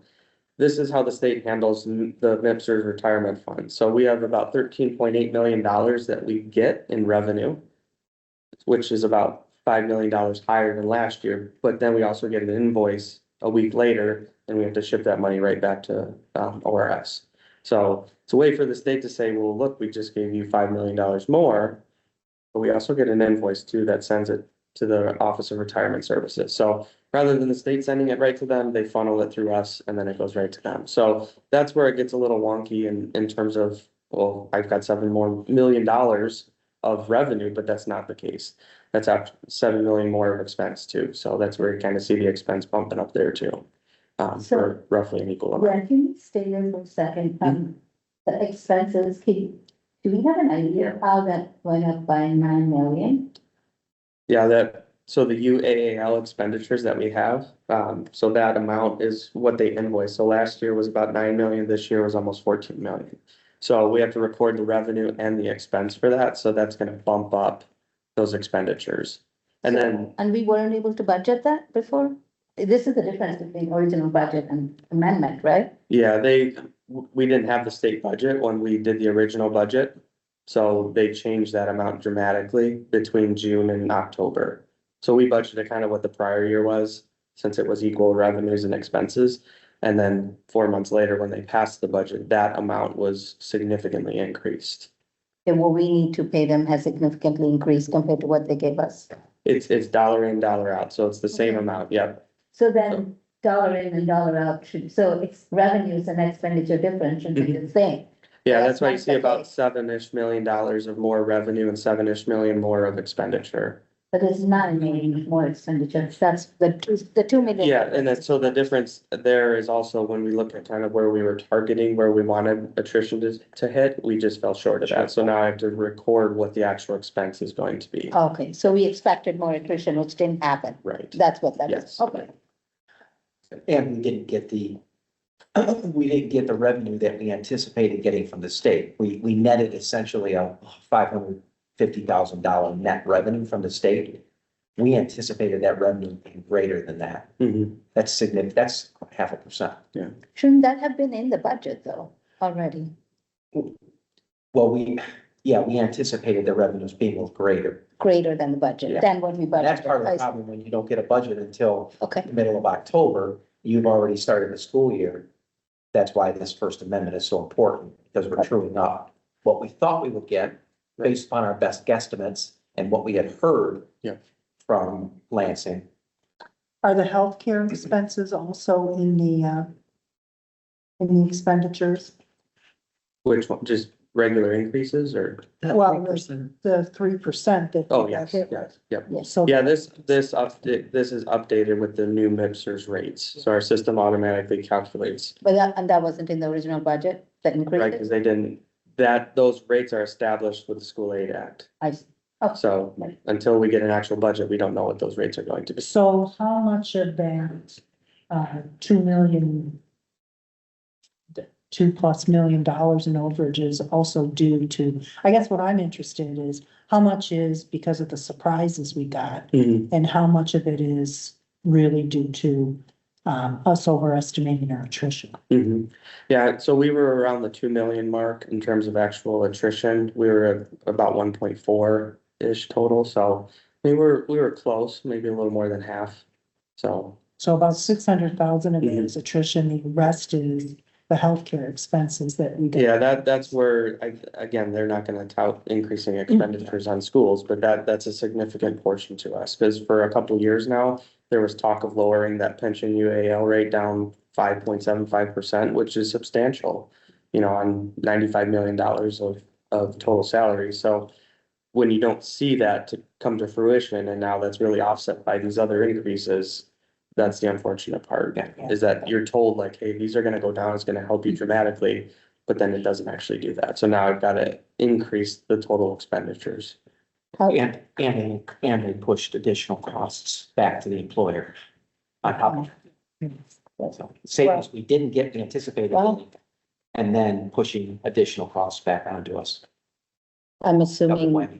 then the proposal is going to try and help address some of these? Oh, yeah. Yeah, Yeah. this is Yeah. very, I mean, This is this is not the first time the state has done this. They have been better in the past few years, but this is reminiscent of 2011. Yeah. Yeah, this is what happened. Essentially three, and I mean, and it's not an over exaggeration. When you have three people in a room, essentially making the decision, Speaker of the House, the Senate Majority Leader, and a representative from the governor's office, was the governor herself, in a room, essentially hammering out the final budget. But boy, we better have good roads this year. And So all that to get to an estimated 13.59% fund balance. So as we look, we'll continue to amend this 2 more times before the end of the school year. And then from there, depending on where it shakes out, we will present you a budget for next year to get us to that 15% mark. Is that our board minimum? Unrelated question, but kind of related, if our fund balance goes down like that, does that impact our bond, sale that we're gonna do next year? And No, the they would- rates that we will get? They would go off of like last year's audited numbers. Okay. We will do everything as a team that we can over the course of the next several months to get that ending, fund balance as close to 15% as possible. And then the budget we present, whatever that shortfall is, will put us back to that. Yeah. Put us back to that number, if not over that number. And there are some things that we can do during the course of the second semester. Dan mentioned there's several positions that will be leaving us, will realize savings there. There's several positions we're not replacing. In some cases, we're replacing positions with long-term substitutes because we have to. And the other piece, because we're not going to hire a position that we would likely reduce into the future. There'll be some other savings and from a spending standpoint that we'll realize that we won't spend, or that are in the budget that we won't spend second semester, that we'll realize the savings. So our goal as a team is to dig in and get as close by the end of the year to that 15% mark. But this just puts us in a bad position for planning for next year. Yeah. So next, I mean, and I guess it's a good thing that, we're starting to engage the community with finance and stuff, because this is very reminiscent of 2011, and that means that there's probably going to be some very difficult decisions ahead. When we get to that budget planning piece, I'll talk about how to think forward to ensure that we get to that point. And, pre-COVID too, the majority of districts were between 10 and 15%. And then there was an influx of trillions of dollars of federal fund and everybody shot up. So I think it's been most districts' goals to start spending that down. For us, we have done this now over a 3-year period to get it down closer to 15. Obviously a little bit less than that right now, given where the funding came in, but as we talk about internally, we're not a corporate entity. We're not here to make profit. We're here to educate kids. So our goal is to try to manage that and get it as close to 15% as we can. You try to do it as much as you can for attrition. Sometimes you can't fully rely on that. So that's where we have to unfortunately have a little bit more challenging conversations, but I think it's going to be done in a very meaningful and data supported way. So.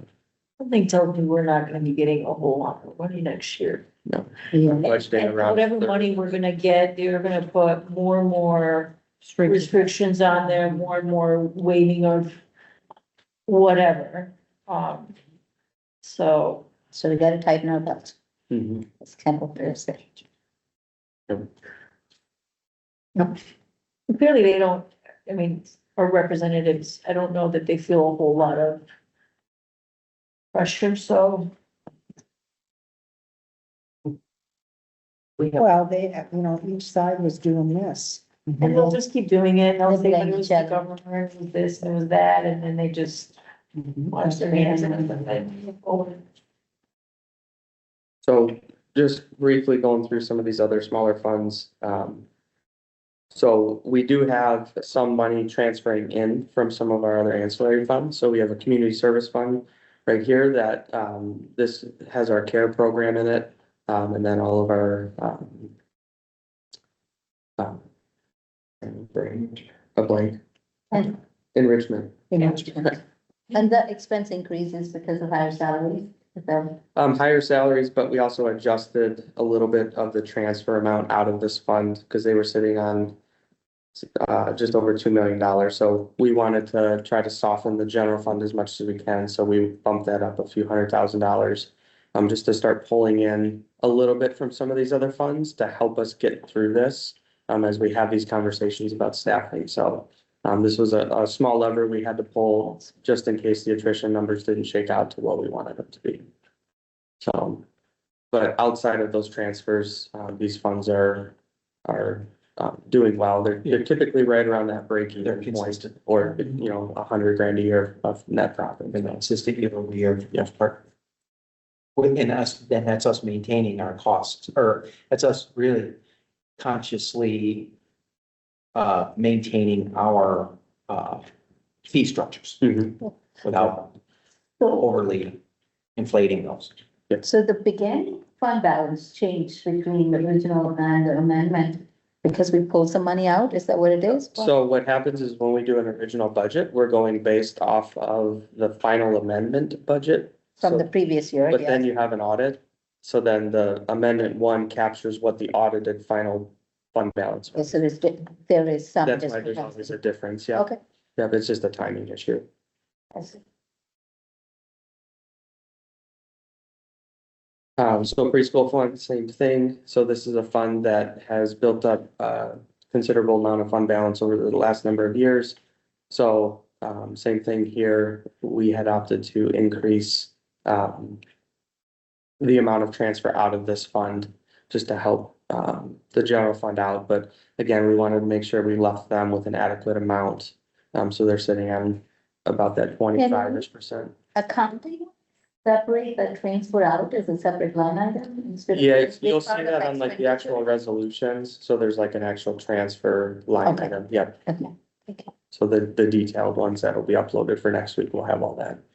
So the 7 million increase in revenue, a part of that is from these monies being transferred. Yeah. I was just gonna ask, where do you see it? Mhm. And then the preschool fund and the community service fund, we do have very, very modest fee increases planned for next year too, so. We're looking about that 4% mark. That's something that traditionally we've tried to hold off as long as you can. Yeah. But inevitably you need to stay competitive with the market, but also look at our costs too, so. So Troy Career Center Fund, so this is a federally funded program. Revenue is always equal to your expenditure, so that one's a pretty straightforward budget there. Food service budget, so this has the Troy High kitchen in there, so that's part of our spend down plan. So we have that plus some other equipment that was approved, ultimately in this number here. So, it was around $1.4 million for the Troy High kitchen plus some other, equipment purchases for some of our other elementary buildings. And then they did show outside of those spend down items, they did show a little bit of a loss this year.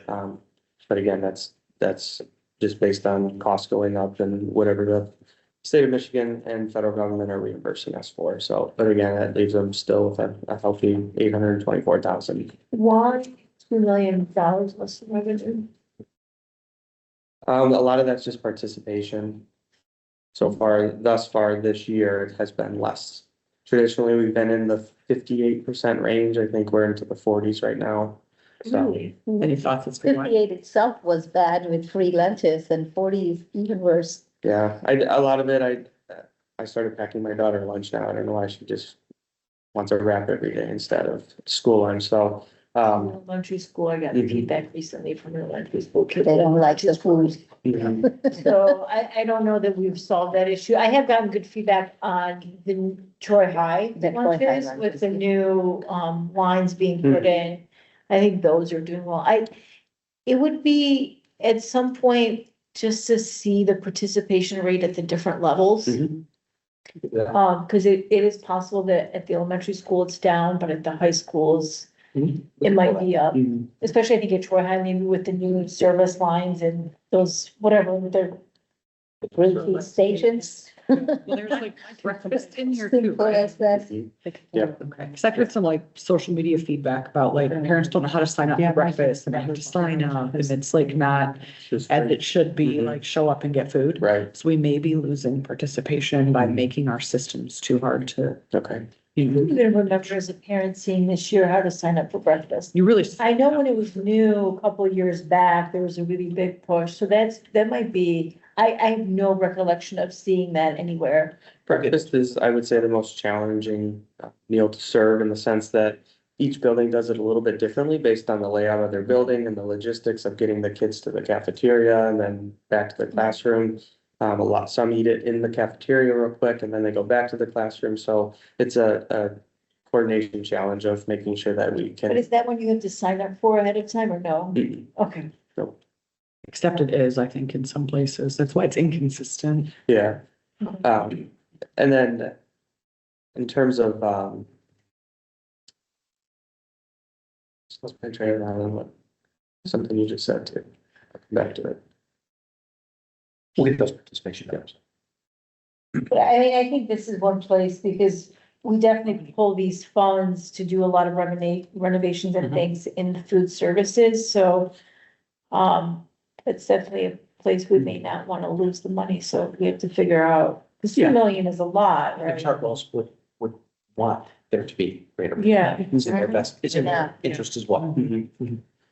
So it was the equipment at the elementaries is very basic relative to the secondary building, so that limits the types of things you can cook. So that's a larger question, I think, that we can have in terms of how do we wanna put money into those buildings? And it's possible that free lunches may not continue anyways, who Mhm. knows? But if they do, to lose that much revenue that we've been able to use to pay for other things and not have to use, other Sure. general fund dollars. Yeah. So, okay. And then debt funds, so this is the debt millage that we levy, so this one essentially is the local money is your revenue, and then your expenditures are your principal and interest payments on the bonds that we've issued for construction, so again, this one is generally pretty close to breaking even. So last year, original budget conservatively showing a small loss, but this year we anticipate a little bit higher, that's typically attributed to taxable value growth, so.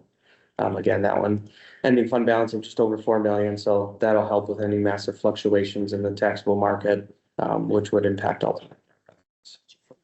Would the lowered interest rates improve our expenditure in this? Not expenditure, I guess, yeah, kind of. You might- Yeah, I mean, our interest rates are, whatever bonds we've already issued, those interest rates are established over a 30-year period, so they're kind of locked in. Okay. But as we look into February and the spring to issue this next series of bonds, we are gonna have a refinancing opportunity as part of that. Yeah. So our goal is to lower some interest rates on some of those ones.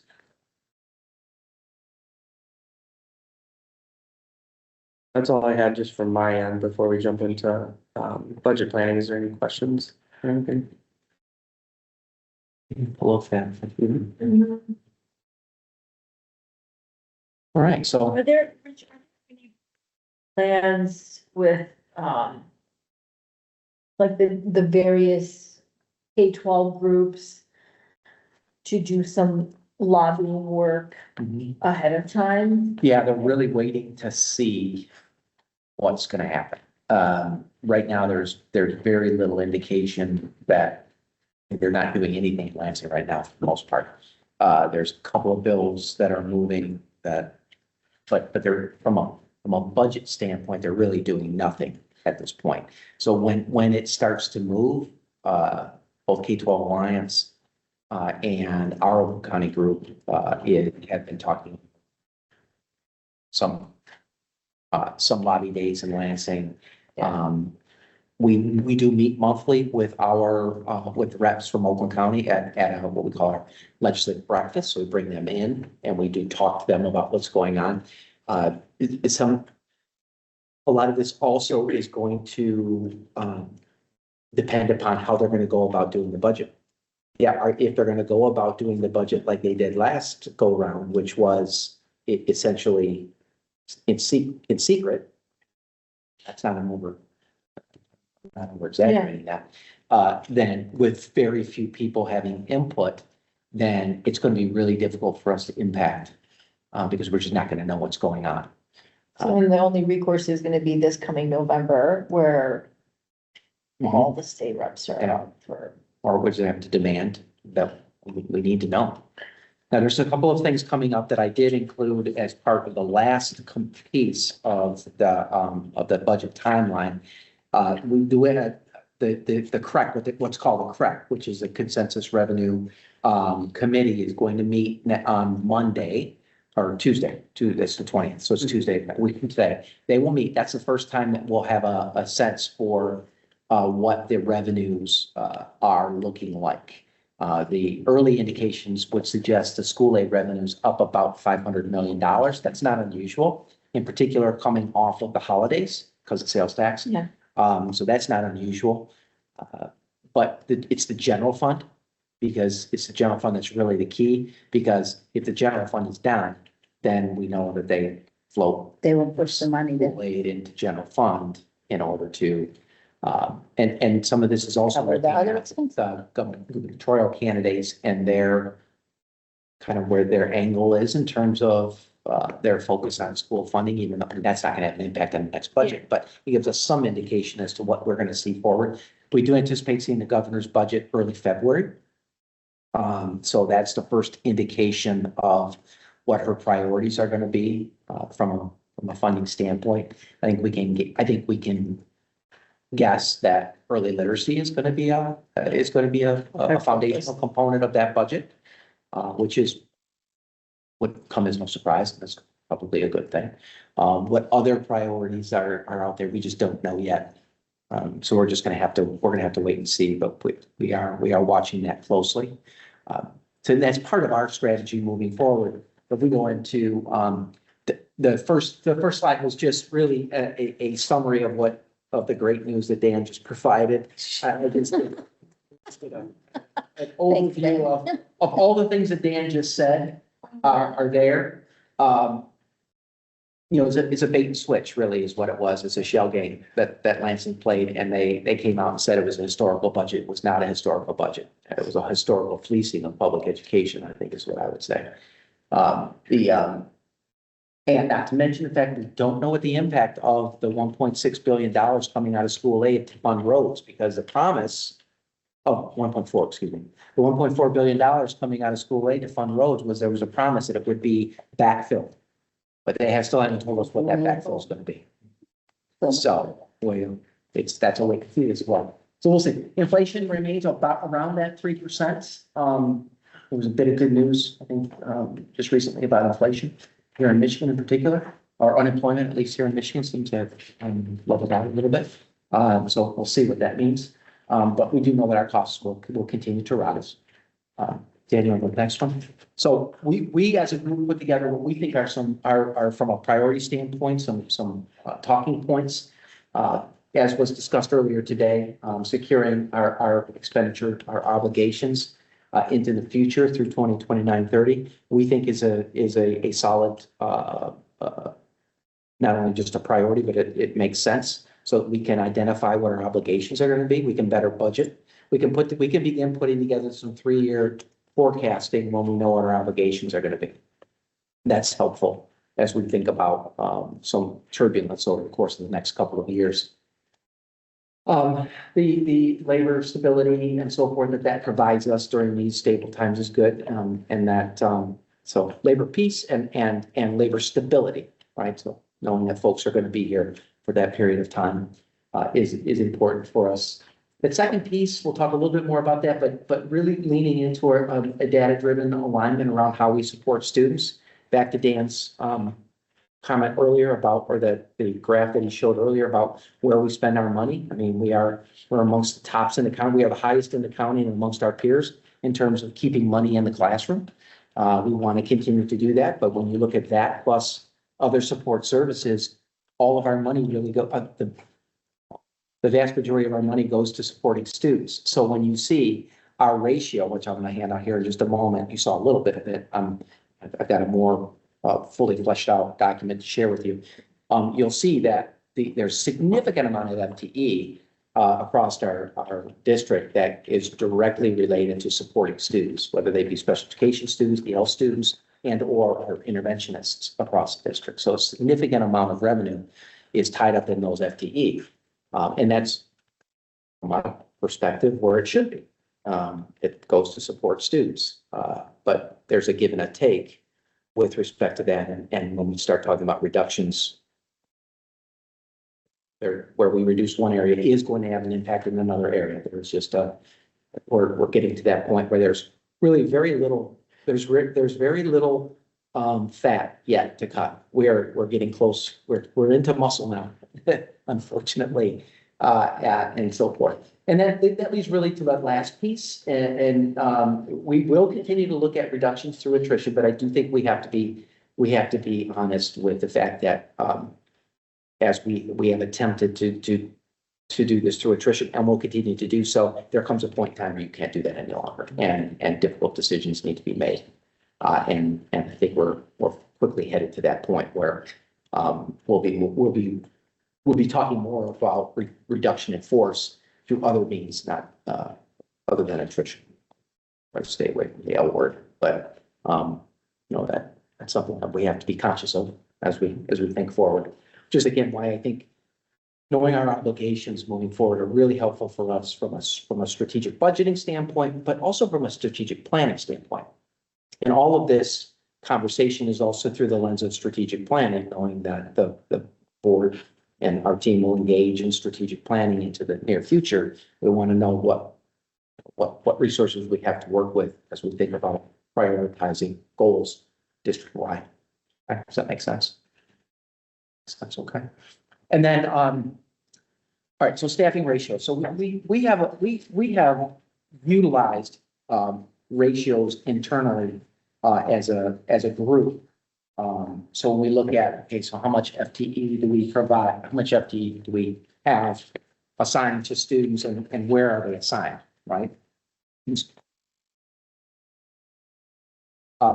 So this document is not going to be made public simply from the standpoint it's an internal document and it changes regularly. So this was an attempt to share with you as board members, so you have a sense for, again, when we talk about where is FTE allocated across the district, you can see where that allocation lies and to what degree it impacts students. We tried to put each of these positions, into context around how many students those positions support. And some of it makes sense and some of it just won't make sense simply because it is there's so many students. A psychologist, for instance, if you look at that first one, we have 10 psychologists across the school district. And those, they support about 1,190 special education students. So they're broke there about a 147 to 1 ratio. We probably could use more, but they can cover the current caseload that we have, as an example, right? No one on this list no one on this list will advocate that they need less. That on this list, anyone would only advocate that they need more, but obviously we need to make data-driven decisions. So you guys kind of see the first page is all special education. And I point out, in some cases, at the very bottom of the page, para-educators, with 98 para-educators. And you can see that there's 2 paras for 1 categorical program. And then if you go to the top of the next page, 87 of those paras are in categorical rooms. So when we talked about earlier in the fall, we talked about special education and the significant rise in categorical rooms across the district. Each one of those categorical rooms that we add, there are 2 paras that go along with that. And so it's not just the teacher cost, but it's those additional costs on top of that. We have 6 paras in academic support centers that help to staff those centers, and then 5 in elementary classrooms that are supporting or resource rooms, excuse me, that are supporting students. So this gives you an idea, 158 student support aides, and I'm not picking on these two areas as, I'm just using those as example. You can see where those aides are spread across the district. One of the newer additions that you'll see are the next two, the behavior support, BCBAs, those are board certified behavior analysts, and behavior support clinicians. Those are relatively new positions. BCBAs are not new, but the degree to which school districts utilize those to help support students that have specific emotional needs, specific behavioral needs. They are a huge asset to helping to support students in their classrooms, helping support, regulate behaviors, regulate the students into more normalized behaviors so that they can maintain themselves in some cases a general education setting and so forth. And then behavior support techs. Each of those BCBAs will support behavior techs. So those will go into rooms and work directly with students and teachers to help support students, to help regulate student behaviors so that students can have success in a classroom scenario. So as an example, and you'll get into elementary staffing and then secondary staffing. There are you'll see a couple of italicized areas there. A literacy specialist at the elementary, for instance, the ratio with respect to those is currently, PA 146 would suggest that there will be a requirement for literacy specialists. We don't know exactly what that requirement is going to be. They haven't identified specifically yet what that ratio is going to be. There's been conversation around it, but we don't know specifically yet. So that's something we'll just continue to keep an eye on. Similarly, as was mentioned with our ELD program, we're currently working within a program review. And so we're looking to see where that is going to land. Our team is going to be working actually with Kelly Alvarez at the state level through MVE to better help us identify what those ratios should be. So the takeaway here is that we've identified all the areas where we allocate support around or for students, where those students are, where the staff is allocated, what the current ratio is, and then we tried on the very right to identify what would be a perfect ratio. Some of those those ratios are developed at the state level through statewide organizations as best practice. Some are federal. So counselors, for instance, high school counselors, they're federally, there would be nationally, they would suggest they should be right around that 250 to 1 mark. Where that might be a goal. It's not entirely feasible. So you can kind of see where we are with that. So we're going to use this document. We will continue to utilize this document internally as we identify where supports are provided. Are we maximizing our ratios where we can? And so, for instance, if there's a ratio that's lower and that we can raise that ratio, that might be an area where through attrition potentially we can make a reduction, or in any other form that would require us to do so, moving folks around and so forth. So that's how we would intend to use this document moving forward. I will caution you, it's a working document. It's going to change, but conceptually important for you to know that behind the scenes, when we're making decisions, there's rationale behind those decisions, because every decision, as I mentioned, has an impact on some classroom somewhere. I'm going to minimize that. Our goal is to make sure that all of our decisions have the least impact on the classroom environment and ultimately the greatest impact on student achievement. So that's that document. I'm happy to answer any questions relative to that document. We could get really into the weeds on some of these areas. This is really meant to just kind of give you a sense that there is some data Is the Behind. plan to develop, how to get back to our budget, or is that, but Yes. potential plan? Yeah, that's exactly right. So, this document will be, the understanding, that last bullet point will be useful as we seek to balance the needs, with reductions, and explore as we lean into our next strategic plan. But specifically, when we think about reductions, we use this document to help maximize, our effectiveness around our, get as close as we can to our maximizing those ratios without going over them. And some cases we'll be able to, in some cases we may not be able to. This may actually be more important for next year because Yeah, some of the stuff, you know, again. can't be done right away. Yes, Yeah. as we think about planning. So if you look at the proposed budget timeline, that this is what we're proposing, in our collective work, both our team and then working with the board team, forward, that we would, January workshop, we're looking at amendment 1. I put a couple of those, the correct, as I mentioned, is meeting. Is it the 16th? It's the 20th. It's the 20th, isn't it? I mean, it's 20, I should say 120, not 16, sorry. So moving forward, February workshop, we have Plant Moran, or we'll have our updated, enrollment projections that will be provided for you. As mentioned, the governor's executive budget is due out early February, and then her suspected state of the state is later February, which we should get some indication as to where spending priorities will be. That just starts the circus, unfortunately.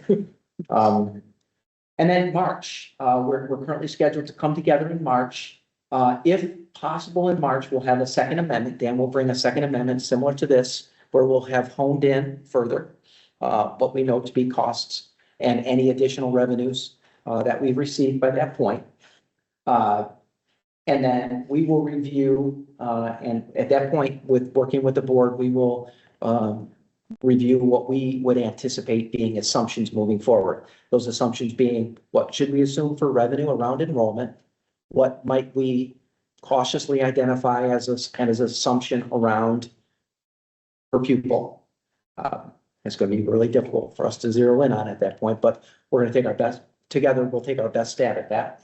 And then whatever additional information is available to us, we bring in March. We would like at that March retreat to have a conversation with you. Is our intent to bring you a framework around a reduction, a planned reduction, and to have a conversation with you at that point about what does that look like? We're going to share with you what our priorities are. We want your feedback on those priorities, and so forth. And with the goal, Patel, to get to that 15% mark, to your point. Thank you. April workshop, March provides us is a good time frame for that because anticipated the TEA has at the end of March is typically the time frame where we know what our retirements will be. We have a really good idea by the end of March, so we'll have a general sense as we trend towards that point what retirements will be. We are hopeful to have the House and Senate budgets, or at least some indication as to what those budgets will be by that point. And then you'll give us feedback in March. We'll bring that back in April with what we believe to be a final recommendation, or not final, but a recommendation based upon your input. And then, of course, June, bring forward the final amendment, and then you'll approve the budget as is required. That's the plan of attack as we move forward. As Nancy mentioned earlier, we do have our first school finance engagement group. Our first meeting is next week, next Wednesday. Looking forward to that. We have 50-ish, 55 individuals that will join us in kind of a finance 101. What we provided here is just an overview of what some topics that we would hope to cover through this group. The first is kind of why would we bring this group together? what is the Troy School District, and what does the Troy School District look like? So we're looking at demographics. And then Dan will spend some time talking about how schools are funded. Because we anticipate within this group, there's going to be some that know, some that have some understanding. There will be others that come with zero understanding. And so we want to build this knowledge base amongst this group. And then we're going to talk a little bit about what are our current realities. So what, in other words, what are our challenges moving forward? And then the idea here is we talk about our revenues, we talk about our expenditures, and then talk to get into some of the ancillary funds, how we manage the bond and how that impacts the work we're doing across the school district. And then I'm sure through this process, we'll gather some feedback from this group. This is a response. The board had asked that we administratively provide more opportunities for engagement with the community. I think this is a great way of doing this. What better way than to jump into a topic that, quite frankly, a lot of folks just don't know much about, but yet has such a huge impact on what happens within our schools. And so should be really important. You're certainly all welcome to attend. What we will provide the presentation of, we'll provide the presentation to the board prior to the meeting. So you can look at that. You can decide whether, if it works in your schedule to attend, you're more than welcome. You don't have to be there, but you're more than welcome to participate. Ultimately, this group may help to become an advocacy group for us. Yes. That is my thinking, is Goal. that we're building a cohort of individuals who can speak knowledgeably with their neighbors, but also can advocate knowledgeably with legislators, and are equipped with, that level of understanding that we simply cannot continue. We've been saying this for a long time, but we simply cannot continue to provide the services at the level we're providing them at the revenues the state is providing us. It's just, it's incongruent. The lines are going in the opposite direction, and absent a significant influx of revenue, it's going to be hard for us to true up those lines. So one of the charts you should use is, I got to say it's Carl's favorite chart, but the foundation allowance and then inflation, Right. Which. We do continue to use that one. We do use that one in our fall update. This will essentially become conversational on our spring update, but we will definitely use that because that is one that people really understand. Even if you don't understand school finance, you can really appreciate the fact that the gap is getting bigger. I would even at the meeting when you do the update, when you do the update at the meeting, I would just flash that part, because I think it's just a really easy visual for people. Oh, you're saying for. Yeah, I mean, Yeah, I since think we're that- talking about not getting the increased money and all of that, I think this is an easy way for people to understand that we are $5,000 short. As you can. Of where, even if we just, and that's just, You can overlay inflation. your own budget. Right. Yeah, The cost of raising a family has increased. And if your revenues aren't keeping pace, you as a family, you have to make choices. It's economics, fortunately. Yeah. So we will bring forward a plan. The March workshop should be a good opportunity for us to dig in. We want your feedback on priorities. We'll bring you the information and a robust conversation on what those priorities should look like. And again, we want to be thinking about strategic planning into the future, budget alignment, but strategic planning into the future and so forth. And I haven't mentioned enhancement knowledge, but that is still out there. I'll talk a little bit more about that in February. I've not mentioned it simply because it's put that on yet, but I don't know if the political environment is good. The city bond did pass, so. we're going to. yeah, but there's several. We're going to see. So February workshop, we'll talk about that. I think a lot of people in the public were well aware that there was not a school budget, that that came out in time, and there was probably one of the few times maybe where the general public was aware of what was going on, because lots of people have kids in schools and, you know, were worried about that thing, so. Yeah, I mean, it wasn't that long ago, things you'll remember, but when we took up. There were busloads of parents went to Lansing and advocated in mass in Lansing on the steps. 2011, And sometime that that made time? a huge impact.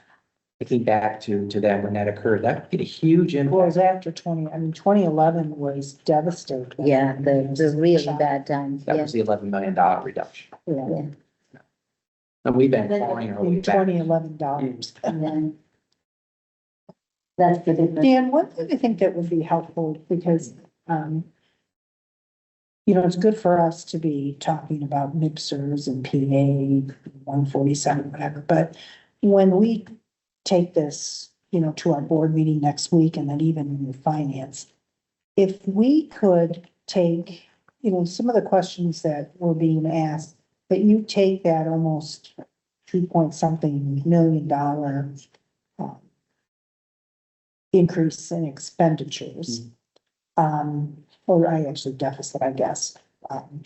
And if you could break it down into, you know, this much was, you know, that we had planned on more attrition, we didn't get the attrition. But this much is due to the 3% healthcare increase. And this much is due to the loss of the literacy categorical or something. You know, if we can put those in terms, kind of a build-up chart that, because I don't mind us taking hits from the public of we overestimated how much attrition we have. Okay, we can fix that. Some of these other things, I think we just really want to communicate. Yeah, obviously it's our responsibility. We're gonna have to figure out how to offset those. But those were gotchas that came to us, you know, at the end. And I think, you know, we need to get people understanding that, so that as we go forward, you know, into future budget planning, we can get advocacy support. This just is so reminiscent. I mean, the state actually was getting better, you know, over the last few years, but we are really going back to where we were in that 2011, and those were miserable years of big cuts. And, you know, I remember being in this room and we were talking to parents, like, you know, what programming cut, you know, and it was really a bad time. Yeah, we can put that together. And you know what I have to say, so in the time, in the 18 years I've been on this board, we have never pink slipped teachers, and I don't want to see us. Doesn't mean that, you know, they were depleted out, you know, for other reasons, but we never have had to pink slip. And we've always been very stable. We have not had to disrupt programming in the middle of a school year, which many districts have done. This is leading districts to having to do some of those things, which is, you know, not going to help us with, you know, student performance. I think other things to note are like where we're doing our part to add inflow.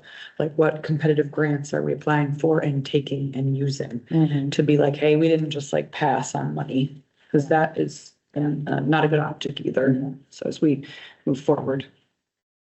I mean, you guys have that, you know, how many grants we've applied for and all of that, just to at least show that we are trying to utilize everything out there. Yeah. You can get that information as well, not necessarily for next week's meeting, but No, yeah. Just as we move But forward yeah. for this whole. Yeah, and there's a lot of grants. We'll reach out to teaching and learning and say, hey, this is a new one, like Yep. a summer grant from United Way, let's say, is one of them. And some districts qualify. We tried. They said, no, you don't qualify. So it's okay to say, it's okay, Reduce the it's okay to even. It's okay to even present that information, say, we applied to these. This is a list that we did not qualify for whatever reasons. You don't have to, you know, but just. So that there's an understanding by the public that we are trying to gather resources from wherever we can, but. You know, some we're not gonna, I assume because for some of those, we don't have enough low-income students, so we're not Yeah, gonna that's qualify true. for them. But that's okay to even say, Yeah. we tried, we just, didn't qualify for them. Yeah, we have a grant tracking sheet that shows like all of them and didn't apply, and then a reason why. So, yeah. Okay. Kind of unrelated question, but related. Did we end up getting the Eagle money for section one? Did it ever materialize? Kind of. I mean, we just got an update this week. Finally. Got an update this week, as a matter of fact. Good Yeah. timing. Yeah, so they're. Only a million, 2 million, but everything counts, yes. December 15th or so was the county's planning commission meeting that they approved kind of the package to send to the state to start the official process. So Yeah. I still think it may be sometime later in the calendar year. But we, To But receive. it's moving. we included that. No, it's not in this Projected into the budget. No, we didn't. No, we didn't. No, we didn't. No, we didn't account for that, fortunately. So it's a, We are anticipating it, but he Sure. said we don't know when we'll get it. Yeah, Yeah, once we get an official document that shows they're sending it, then I'll budget it, but for now. that could help us a couple of $1 million. Yeah. That's kind of our thought is there's another fund we have that we would house it there and then just pull on it as we need to soften things. Okay. Yeah. Very good. All right, anything else on budget? Okay. All right, last item of the night. You go. Yeah, what are you thinking? 8:35, do we want to do this?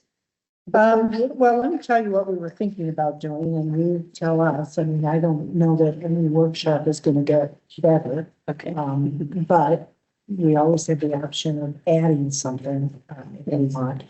But the plan tonight was to kind of break into groups and have some small group discussions around, you know, kind of what are the things in here that, you know, you really resonated with and that, you know, you've, you know, kind of, are in agreement with. What are are there some things in here that, maybe you take issue with? And if so, what are those? And then really get to the third piece about, so what does this mean to us? Are there things Yeah. in here that are recommended that we should be doing?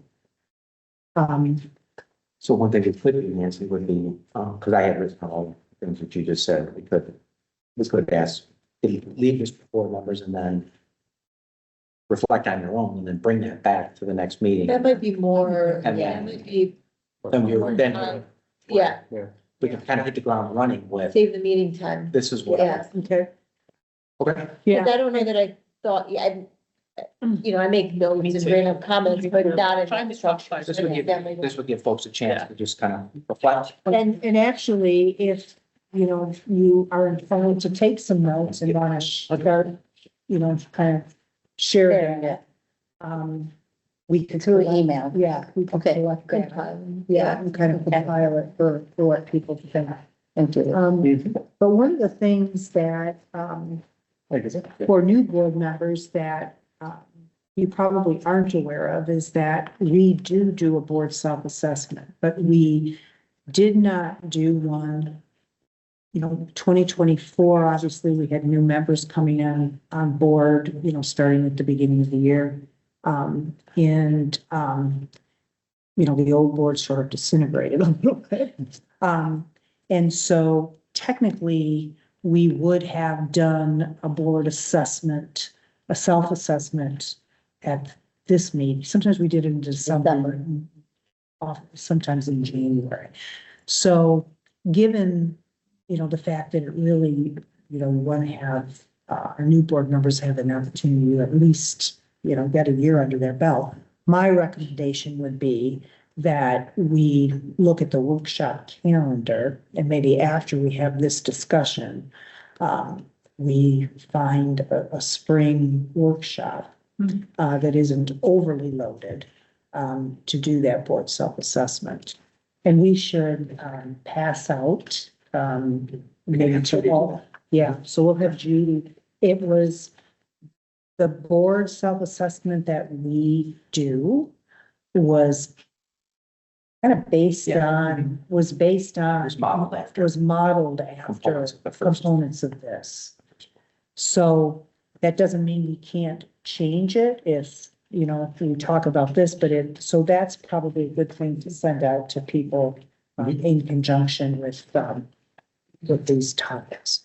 So Nancy, I know that part of us reading this book was because we were gonna also start the strategic plan. So what, do we have a timeline for that and what that is gonna look like? So we were going to start discussion of the strategic planning process next month. Okay. Okay. So if you ask me today, no, we don't have a timeline, but Next That'll month, be- we're starting to talk about it. But yeah, okay.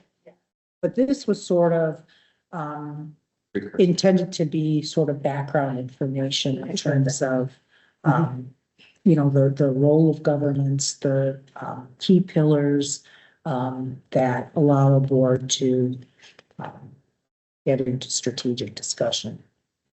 I think maybe if for next meeting, we kind of have people's responses for these and we can print those out and hand them out, then maybe we can even bypass the getting into small groups Yeah. and just, and just use that time. Discuss Yep. this. Yeah, but discuss about with already us having the bullet points of, what people had said under each one. Right. That might So why don't, make it, why don't we ask, that when,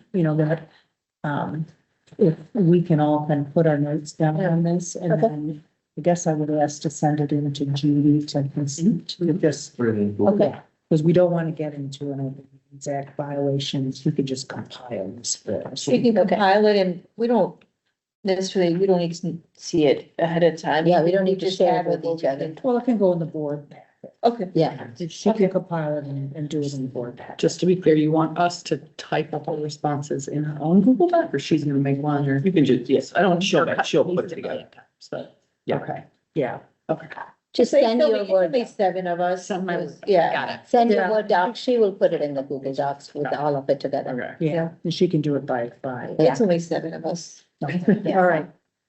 Well, I'm in agreement to that. I don't know about you guys, but. Me too. I've been up since 5:30 this Me morning too. working, so it's been a long day. Okay, with that, I have one more thing I wanted to ask about, okay, Rich's mid-year. Yes, by January. I'll have that for you this month. Cool. Yeah. I haven't forgotten. Where did we talk about it? Was that, I remember that was like one of the first things we did. Yeah, so I'll have that for you this month, yep, Rich's. for you to review. yeah. It's a requirement, I There's think, the by one the where, state. where you just kind of give us your summary. and Summary. say we need it. My It's a reflection requirement time. by state. Okay, Just curious when we're gonna schedule it. Actually, by the, Check. probably by the end of the week. Yeah, because you need to have it by the end of January, right? Yeah. Yeah.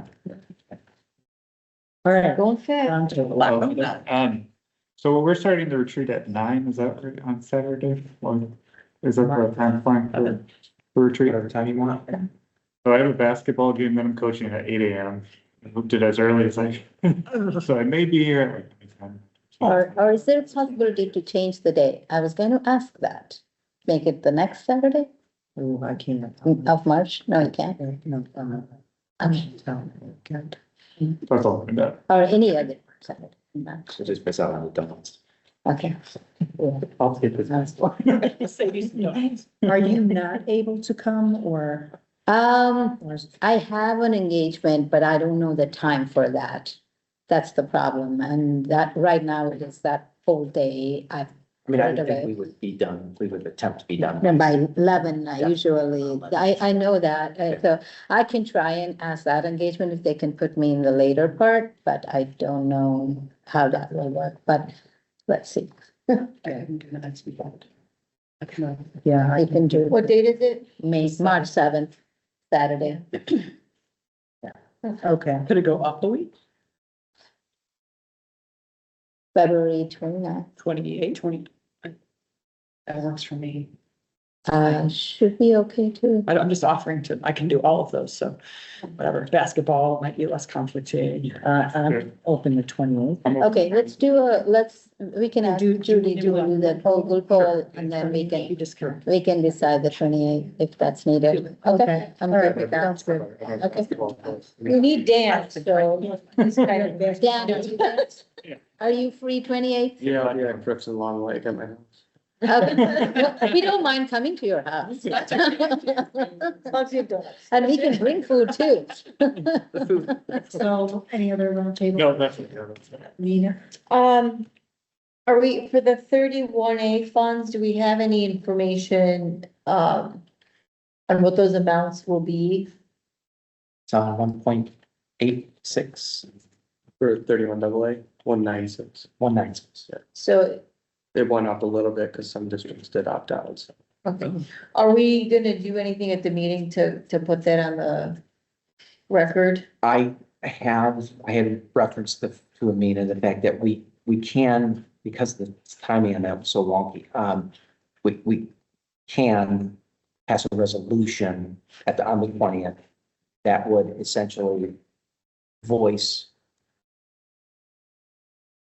Discomfort. that we're accepting the money, but it would It was provide an it was opportunity, blackmail. it would provide an opportunity Yes. for board members to share their concern.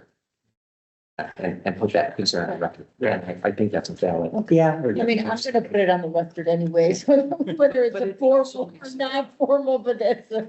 It also makes it public. Huh? that- Yeah, so there is a sample resolution that Colin Blaha did provide districts. I will get that, okay. share it with you.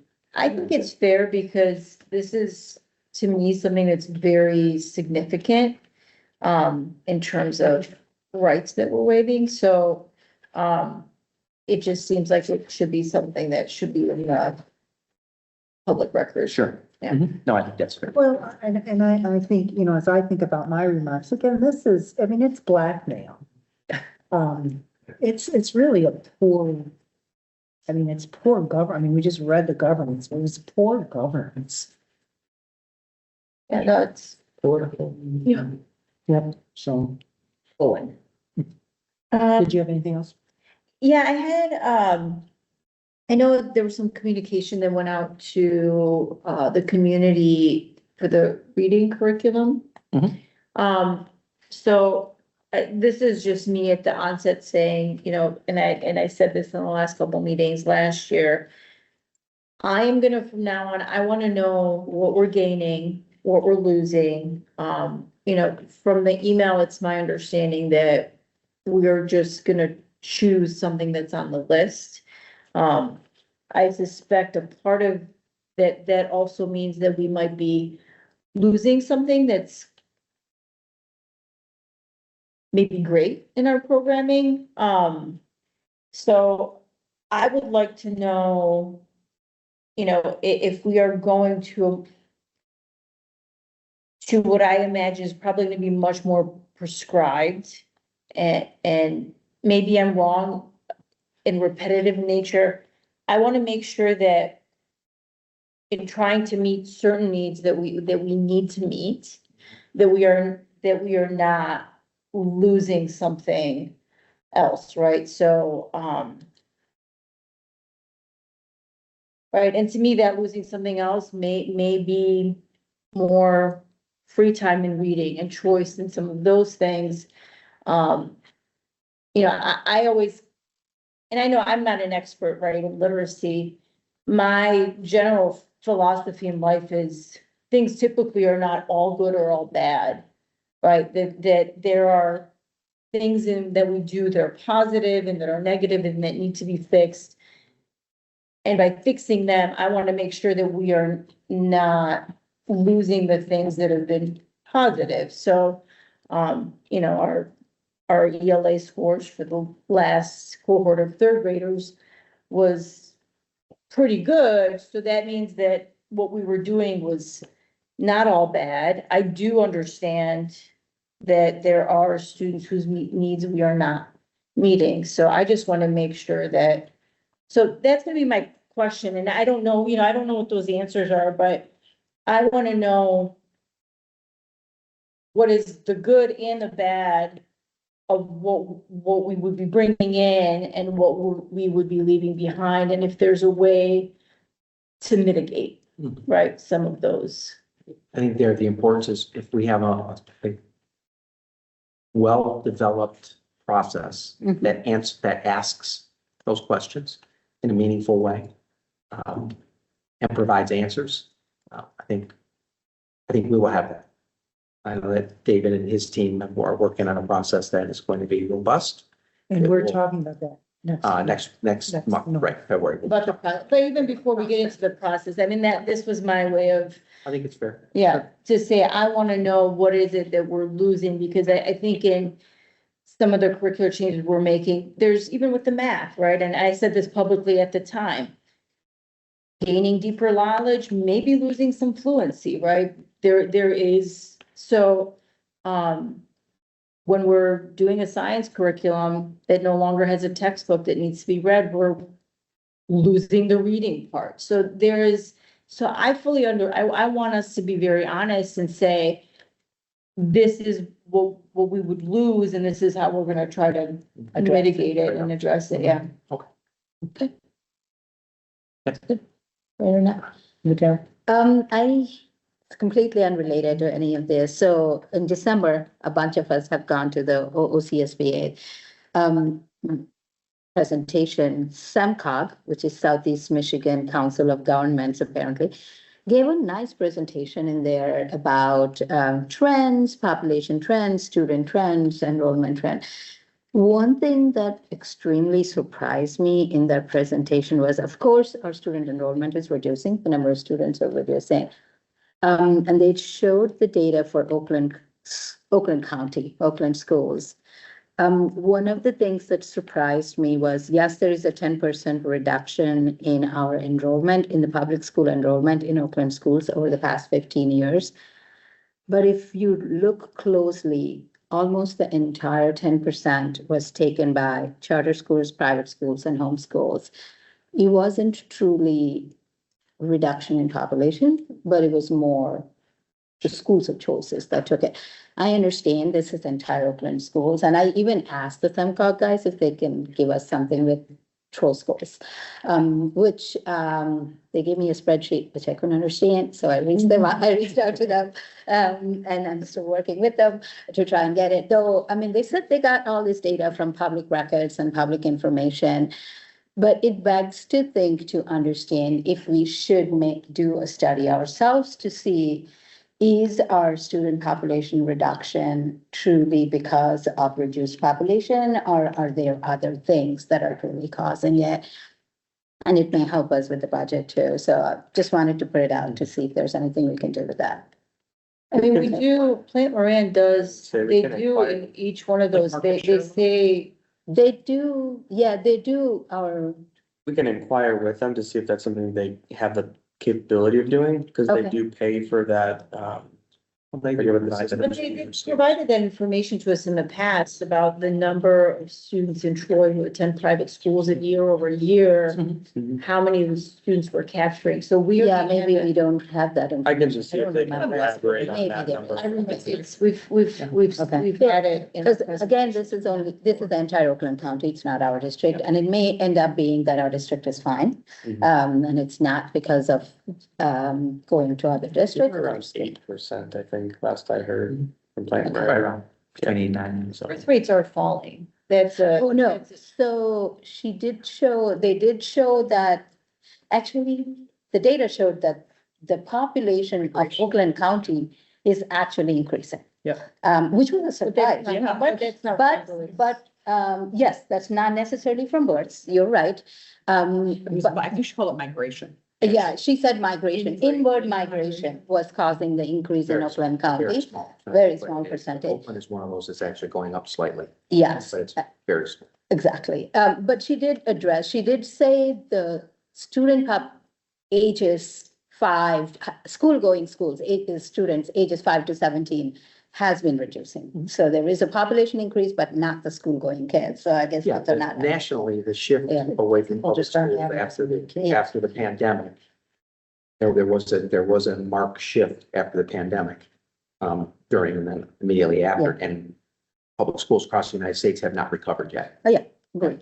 Mhm. Very, yeah. Yeah. So just that, I mean, since we're talking about budgets and losing money, not necessarily people, but one, that surprised me, that presentation. I wondered if we could look at it. We'll ask. Maybe Plant the Moran. child $1,000 per child or something we help. Oh, giving $1,000 to a friend. To come back to. Wouldn't that encourage you to have more children? No. Like most of it. Yeah. Yeah. People would think about it That's a per year. Yeah. step. In one of, I can't remember where I saw it, but in one of the updates, the tech director talked about a board AI policy and a TSD AI policy. I just wondered if that could be sent to us. I looked for it, but I couldn't find it, like that it existed. Mhm. Because we were talking about AI, I think you brought it up at one of our meetings, like Yeah. what we have to deal with. Thank you. Okay, And we he have mentioned one it now? in his But we didn't update, approve it. I don't think it was approved. No, and I just was like, I never saw that. no, I like we to read. started because Matt Yeah, we wrote, started one. Matt wrote. Got it. An AI policy, but we have not approved it. we've not. Let me check. No. Yeah, Yeah. so, but we There was- do yeah. definitely. There were a couple referenced in his, I think it was in a communique or something. Yeah, that was His- Ron. Yeah, it was from the Yeah. tech director, Mhm. maybe it was Ron, I don't That know, was Ron. somewhere in technology. So I was just curious because I had not seen it. And Yeah, no, and it was brought up as a point of something we need to keep working on. I feel like We need to work in we should probably 2026, try I to said. educate myself on what it Yeah. is. And then to your point, Amina, I wanted to comment on literacy stuff too, and I want to sort of from like an educational leadership point of view, think about like the fact that the change from balanced literacy to structured literacy, which is what the PA 146, 147 requires, is a first order change shift for like particularly our staff, right? Like for the last 12 years or so, our staff have had nothing but balanced literacy support and robust and fantastic. And our staff have, in my opinion, taken it in and used it in every way possible, which doesn't make it bad now, nor does it make the shift to structured literacy bad. The bridge between the two will be the thing that obviously is like not ready for public consumption probably is the professional development plan. How will we help our teachers to learn the structured literacy approach to teaching reading if they haven't already learned it in college? Because we haven't taught it in our professional development here in the last decade plus. So that's like it's one thing to be like, well, here's a textbook to teach reading. And that's like that's like 5% of how you teach reading, whether it's a structured textbook or a leveled reader or a mini lesson, that's like this much. The bigger piece is the philosophical and pedagogical background, which will be that bridge of professional development. So we'll hope to see that piece, like Dr. Recker mentioned in the parent email, like this impacts assessment, instruction, and PD, professional development. So that's the bridge to like neither nor are bad or good. You know what I mean? They're both meant to support all students, to best support all students. So I would challenge and hope that as we move forward, that is like that little tie that binds. Because if you hand a bunch of teachers who've never had or had very little learning around structured literacy, a textbook with structured literacy, it's going to feel like putting on your left shoe on your right foot. So the bridge to that is teaching them why that is that way. And that'll be, the work of the district in teaching and learning as they move forward to implement the laws. So like a positive is that neither bad or good. I don't think they're both robust and wonderful in their own way. We have to give our teachers an opportunity to learn, like, so that they understand that this isn't like the state's making you or else. This is a way to teach literacy too. So just to sort of help calm the waters there's like great bridges. I can say this as a person who's taught both sides, like structured literacy and balanced literacy. When I taught structured literacy and administered structured literacy, it wasn't like roboto, you're not going to learn except what I say in this book. It's bigger than that. And I know that our teaching and learning department and our teachers, frankly, are up for that with the right vision. So nothing less to worry about, I hope. I think it's fair to think that there might be things that are going to be lost, Yeah, 100%. right? Yep. So, I would agree. so I Not think, my place to say what, but my place to say, yeah, no, my place to say what we need to do is follow the law and the how. Yeah, to determine how we adjust. but we have room in how to follow the law, right? We had somebody come present to us to say that one, and the teaching and learning team has decided to go forward with the list that's there, and that's fine. We just need to meet the law. We don't need to meet it in a particular requirement. So if we can both take something that's off the list, but also be cognizant that we may be losing something and to figure out how to not, then we would still be meeting the law, right? And meeting the requirements of the law. Right, we should be competent enough as a district to both use something that has been suggested as a list and do what needs to be there, but be very cognizant of, are there things that we might be losing, and is there a way to not? Right, and while still meeting the law and the needs of our students. So I look at it in a more complex way than, I don't think that, I generally don't know that any curriculum is all good or all bad. I Being don't, pragmatic is key. I don't look at, yeah, I don't, Yep. I don't think that's true. But it's, with math, for example, we're gaining deeper learning. We've lost some proficiency, right? Because kids are not doing the practice and really fast. And my own kid can set up an equation, but has lost the speed and proficiency. So there is a loss. And is there a way for us to keep the great thing of the new math curriculum, but fix the loss? Yeah. So literacy is not any different, right? Just because the legislature passed Yep. a law. You can have the math laws too. Right, what I'm saying is, I don't, I want us, if we are gonna be world-class and work at a higher level, to be able to meet the requirements that we need to meet, we have to follow the law. But make sure as we're doing that we are not, so that's it. Yeah. A little bit of grieving that change. Yeah. I don't grieve the change. I'm not, my kids have gone through that process. I as an individual, as a parent, have nothing to gain or lose.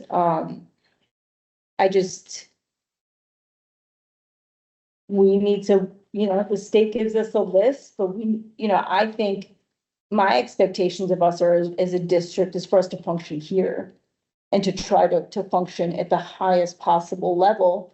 And that is not necessarily always done by meeting just the law.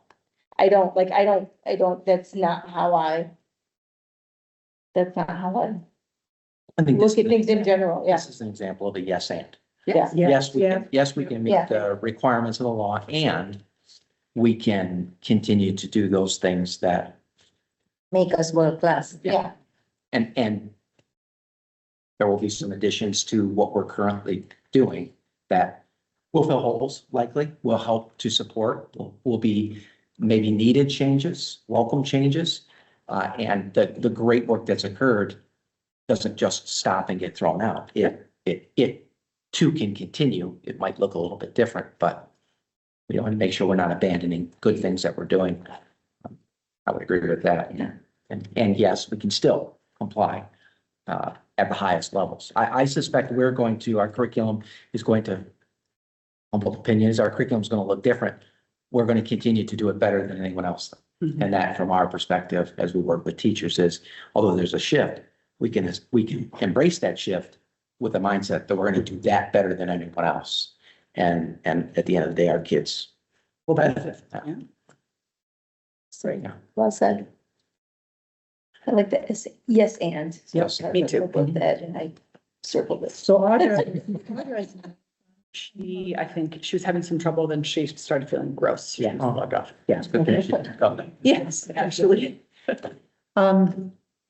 Rich, you have anything? I just want to acknowledge the team at Athens this week, shortly. But Friday, they were on the situation that occurred. They responded appropriately. And they responded based upon the information they had at the time. Unfortunately, there was information that was shared via social media that wasn't entirely accurate, and that kind of took on a life of its own. And they, along with Kendra, Christine, myself to a very small degree, have been helping to support them through that. But in visiting with them today, things had settled down dramatically. They had done a very nice job of responding. The kids are doing just fine, which is what's most important. Like many situations, this was an adult issue that were adults that were further complicating the matter, let me put it that way. But again, kudos to them for the work that they've done. But we did we did do an interview earlier today, myself and Vernon with WWJ. They did run that. That was they took snippets of Vernon's comments. And our understanding is that Fox 2 is likely to do a story. We don't know if it's going to be tonight or tomorrow morning. We're not 100% sure yet. But they did thank us for going on camera, because they did comment that many school districts don't, in these situations, just ignore their requests. And we made it a point to say, look, and this is a scenario, this is a situation that it's unfortunate that there would be a physical altercation. And we acknowledge that there is no place for hurtful language in our schools. There never will be. We're not going to tolerate it. There is a zero tolerance for those behaviors. We also have to acknowledge that these are kids that we're dealing with, and young people make mistakes. Our job as educators is to help them learn from those mistakes and grow forward. There does come a point in time where discipline has to be meted out, and it has been in this case, will continue to be as those situations arise. But I did make it a point to share, and I don't know whether it will make the news, did make it a point to share. And I think it's important that we acknowledge that this is not a Troy Athens issue. This is not a Troy School District issue, albeit we deal with the ramifications of what transpires. This is a city of Troy issue. This is a societal issue. I mean, the students don't learn that language in school. They learn that language outside of school, whether it's in social media, whether it's in music, whether it's at home, wherever it is, they are learning it. They bring it into our schools. We don't shy away from dealing with it when it comes up. It's our obligation to do so, and we will continue to do so, and hold folks accountable. But we have to acknowledge the fact that we as adults, the community, have to do a better job of policing what students hear, what they see on social media, and quite frankly, the language that they use, because it's terrible. And we can't shy away from it. We can't acknowledge that it doesn't happen, because we know it does. We have to combat it head on. We'll continue to do that. So Rich, I agree 100% with what you just said. Parents, though, in this situation, resorted to go to social media instead of coming to the adults in the scene, which is the district administration or the school administration. For future such incidents or situations, how do we encourage them to say, your first point of contact should be, have you reached out to the school administration yet? Instead of posting a video or posting a comment on the social media, because that's not useful. I'm talking about the adults. I'm not talking about the kids here, the adults. Right. No, we would certainly agree that that's People. not useful. Unfortunately, that's the world we live in some I mean, in cases. the last year, on a whole host of topics that we've dealt with, people go and put all sorts of things on social media, and it's just how. What I can tell you in this case is the first contact that the building principal had with the individual involved in this, one of the individuals involved in the situation, was the first contact that he's had in 2 years. When Vernon actually reached out to them. Yes. Yeah, that's the sad part. That's what I'm trying to say. And It's we like- reached out. Yeah. Excuse me, Yeah. reached out. He made it a point to reach out. Yeah. There was not a reach out to in an effort to come together and resolve conflict. It was. That is what I'm hoping, if we can address that to our community, which is adults, can we be adults? Good luck with that. You can figure it I out. like it. They're so Balance encouraging. the but link that's once never- if it comes out. I know you'll be following it. Yeah, Just so we can. because that's Yeah. the sad part, right? Kids will be kid. I'm not saying that's right. No. Kids need to learn too. Like Rich said, But kids make adults mistakes. need to be the adults in the building, and we need to reach out first to the district before they go to social media. And we have to continue as a community to do better in terms of providing confidence that if you continue to remind folks that if you reach out there, you're going to find someone on the other end of the phone that's willing to engage in a conversation around Listen first. problem-based solutions, right? We're going to work together to solve the problem. This is not about, I'm fearful going to my school administrator. We can continue to work on building those bridges, which we will. I'm very confident that Mr. Burton and his team at Athens have done that. Warren does a great job of reaching out to the kids. Everybody loves him. Should we do something to reach out, to make it easy for parents to reach out and not be worried Just about it? encourage, just I don't continue know to what to encourage do. folks that Yeah. if a comment is made to you, the first question is, have you talked to the building principal? Have Exactly, you talked to the teacher? Have you talked exactly. to the building principal? And if not, counseling. And Yes. if not, why? And you. Can I make you need to do it so, happen? Or how can I help you? Yeah, can I make it happen? Just having that. I mean, okay to say is an option too, right? Yeah. Maybe you Okay to don't say. need Right. to talk to anybody, but you can at least do that versus. But I just wanted to say that the team over there did a great job and they managed everything really well in a very difficult situation. And they'll continue to do so, complete confidence in. Thank you, Christine, Kendra. Thank you, everybody. Appreciate it. It's fine. Okay. All right,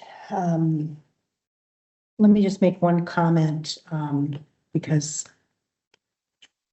our new members have gone, you guys went through an organization meeting. Yes. Yeah, that was your, That was our. It was your first one. First inauguration. First meeting. yes. Meeting you have to go to and. it's crazy. So, What's happening right now? Yeah. you know, again, I will be looking as I run that for, we know who is going to take what position. So I will be looking for people to nominate the people that we have discussed who will take the officer's position. So, and we will need. And our to- goal is to do that portion super fast. Yes, we will try to get that done. 10 minutes. quickly. Yeah. I know. Carl did it in 12 minutes once, and he said that was a record. If we can hit 11, we're gonna be. Yeah, let's see if we can be. Yeah, okay. Okay, Nancy has to beat that. Okay, well, with that, let's adjourn again. So we will talk about this in February, so probably do it within 3 weeks. I mean, our February workshop. Yeah, our February workshop is the first week, right? Yes. February. So maybe, let's say, if we could have this done by the end of January, to give Judy a little bit of time to complete. Oh, wait, our February workshop is the 3rd, right? Yes. I don't remember what time I fly back. You were coming back with me, so we'll be here. Yeah, I'm After gonna. we're calling it. Yeah. Back on that flight. So we'll be back Oh, are you coming back from that? Okay. from DC, From DC. from the Adams. Yeah. The same day. Okay. Oh, So why don't we say, if we have people, I'll get out. That's good. Okay. can we say if people have this to Judy before by the 30th? Mhm. Will that Sounds give good. her enough time? Yep, That's the Friday, and then she can. Okay. All right, well, thank you, everyone. Next meeting is on the 20th. Yes, the next meeting is on the 20th, so we'll see you next Tuesday. Oh, yes. Burning at 9:12. Just make your own.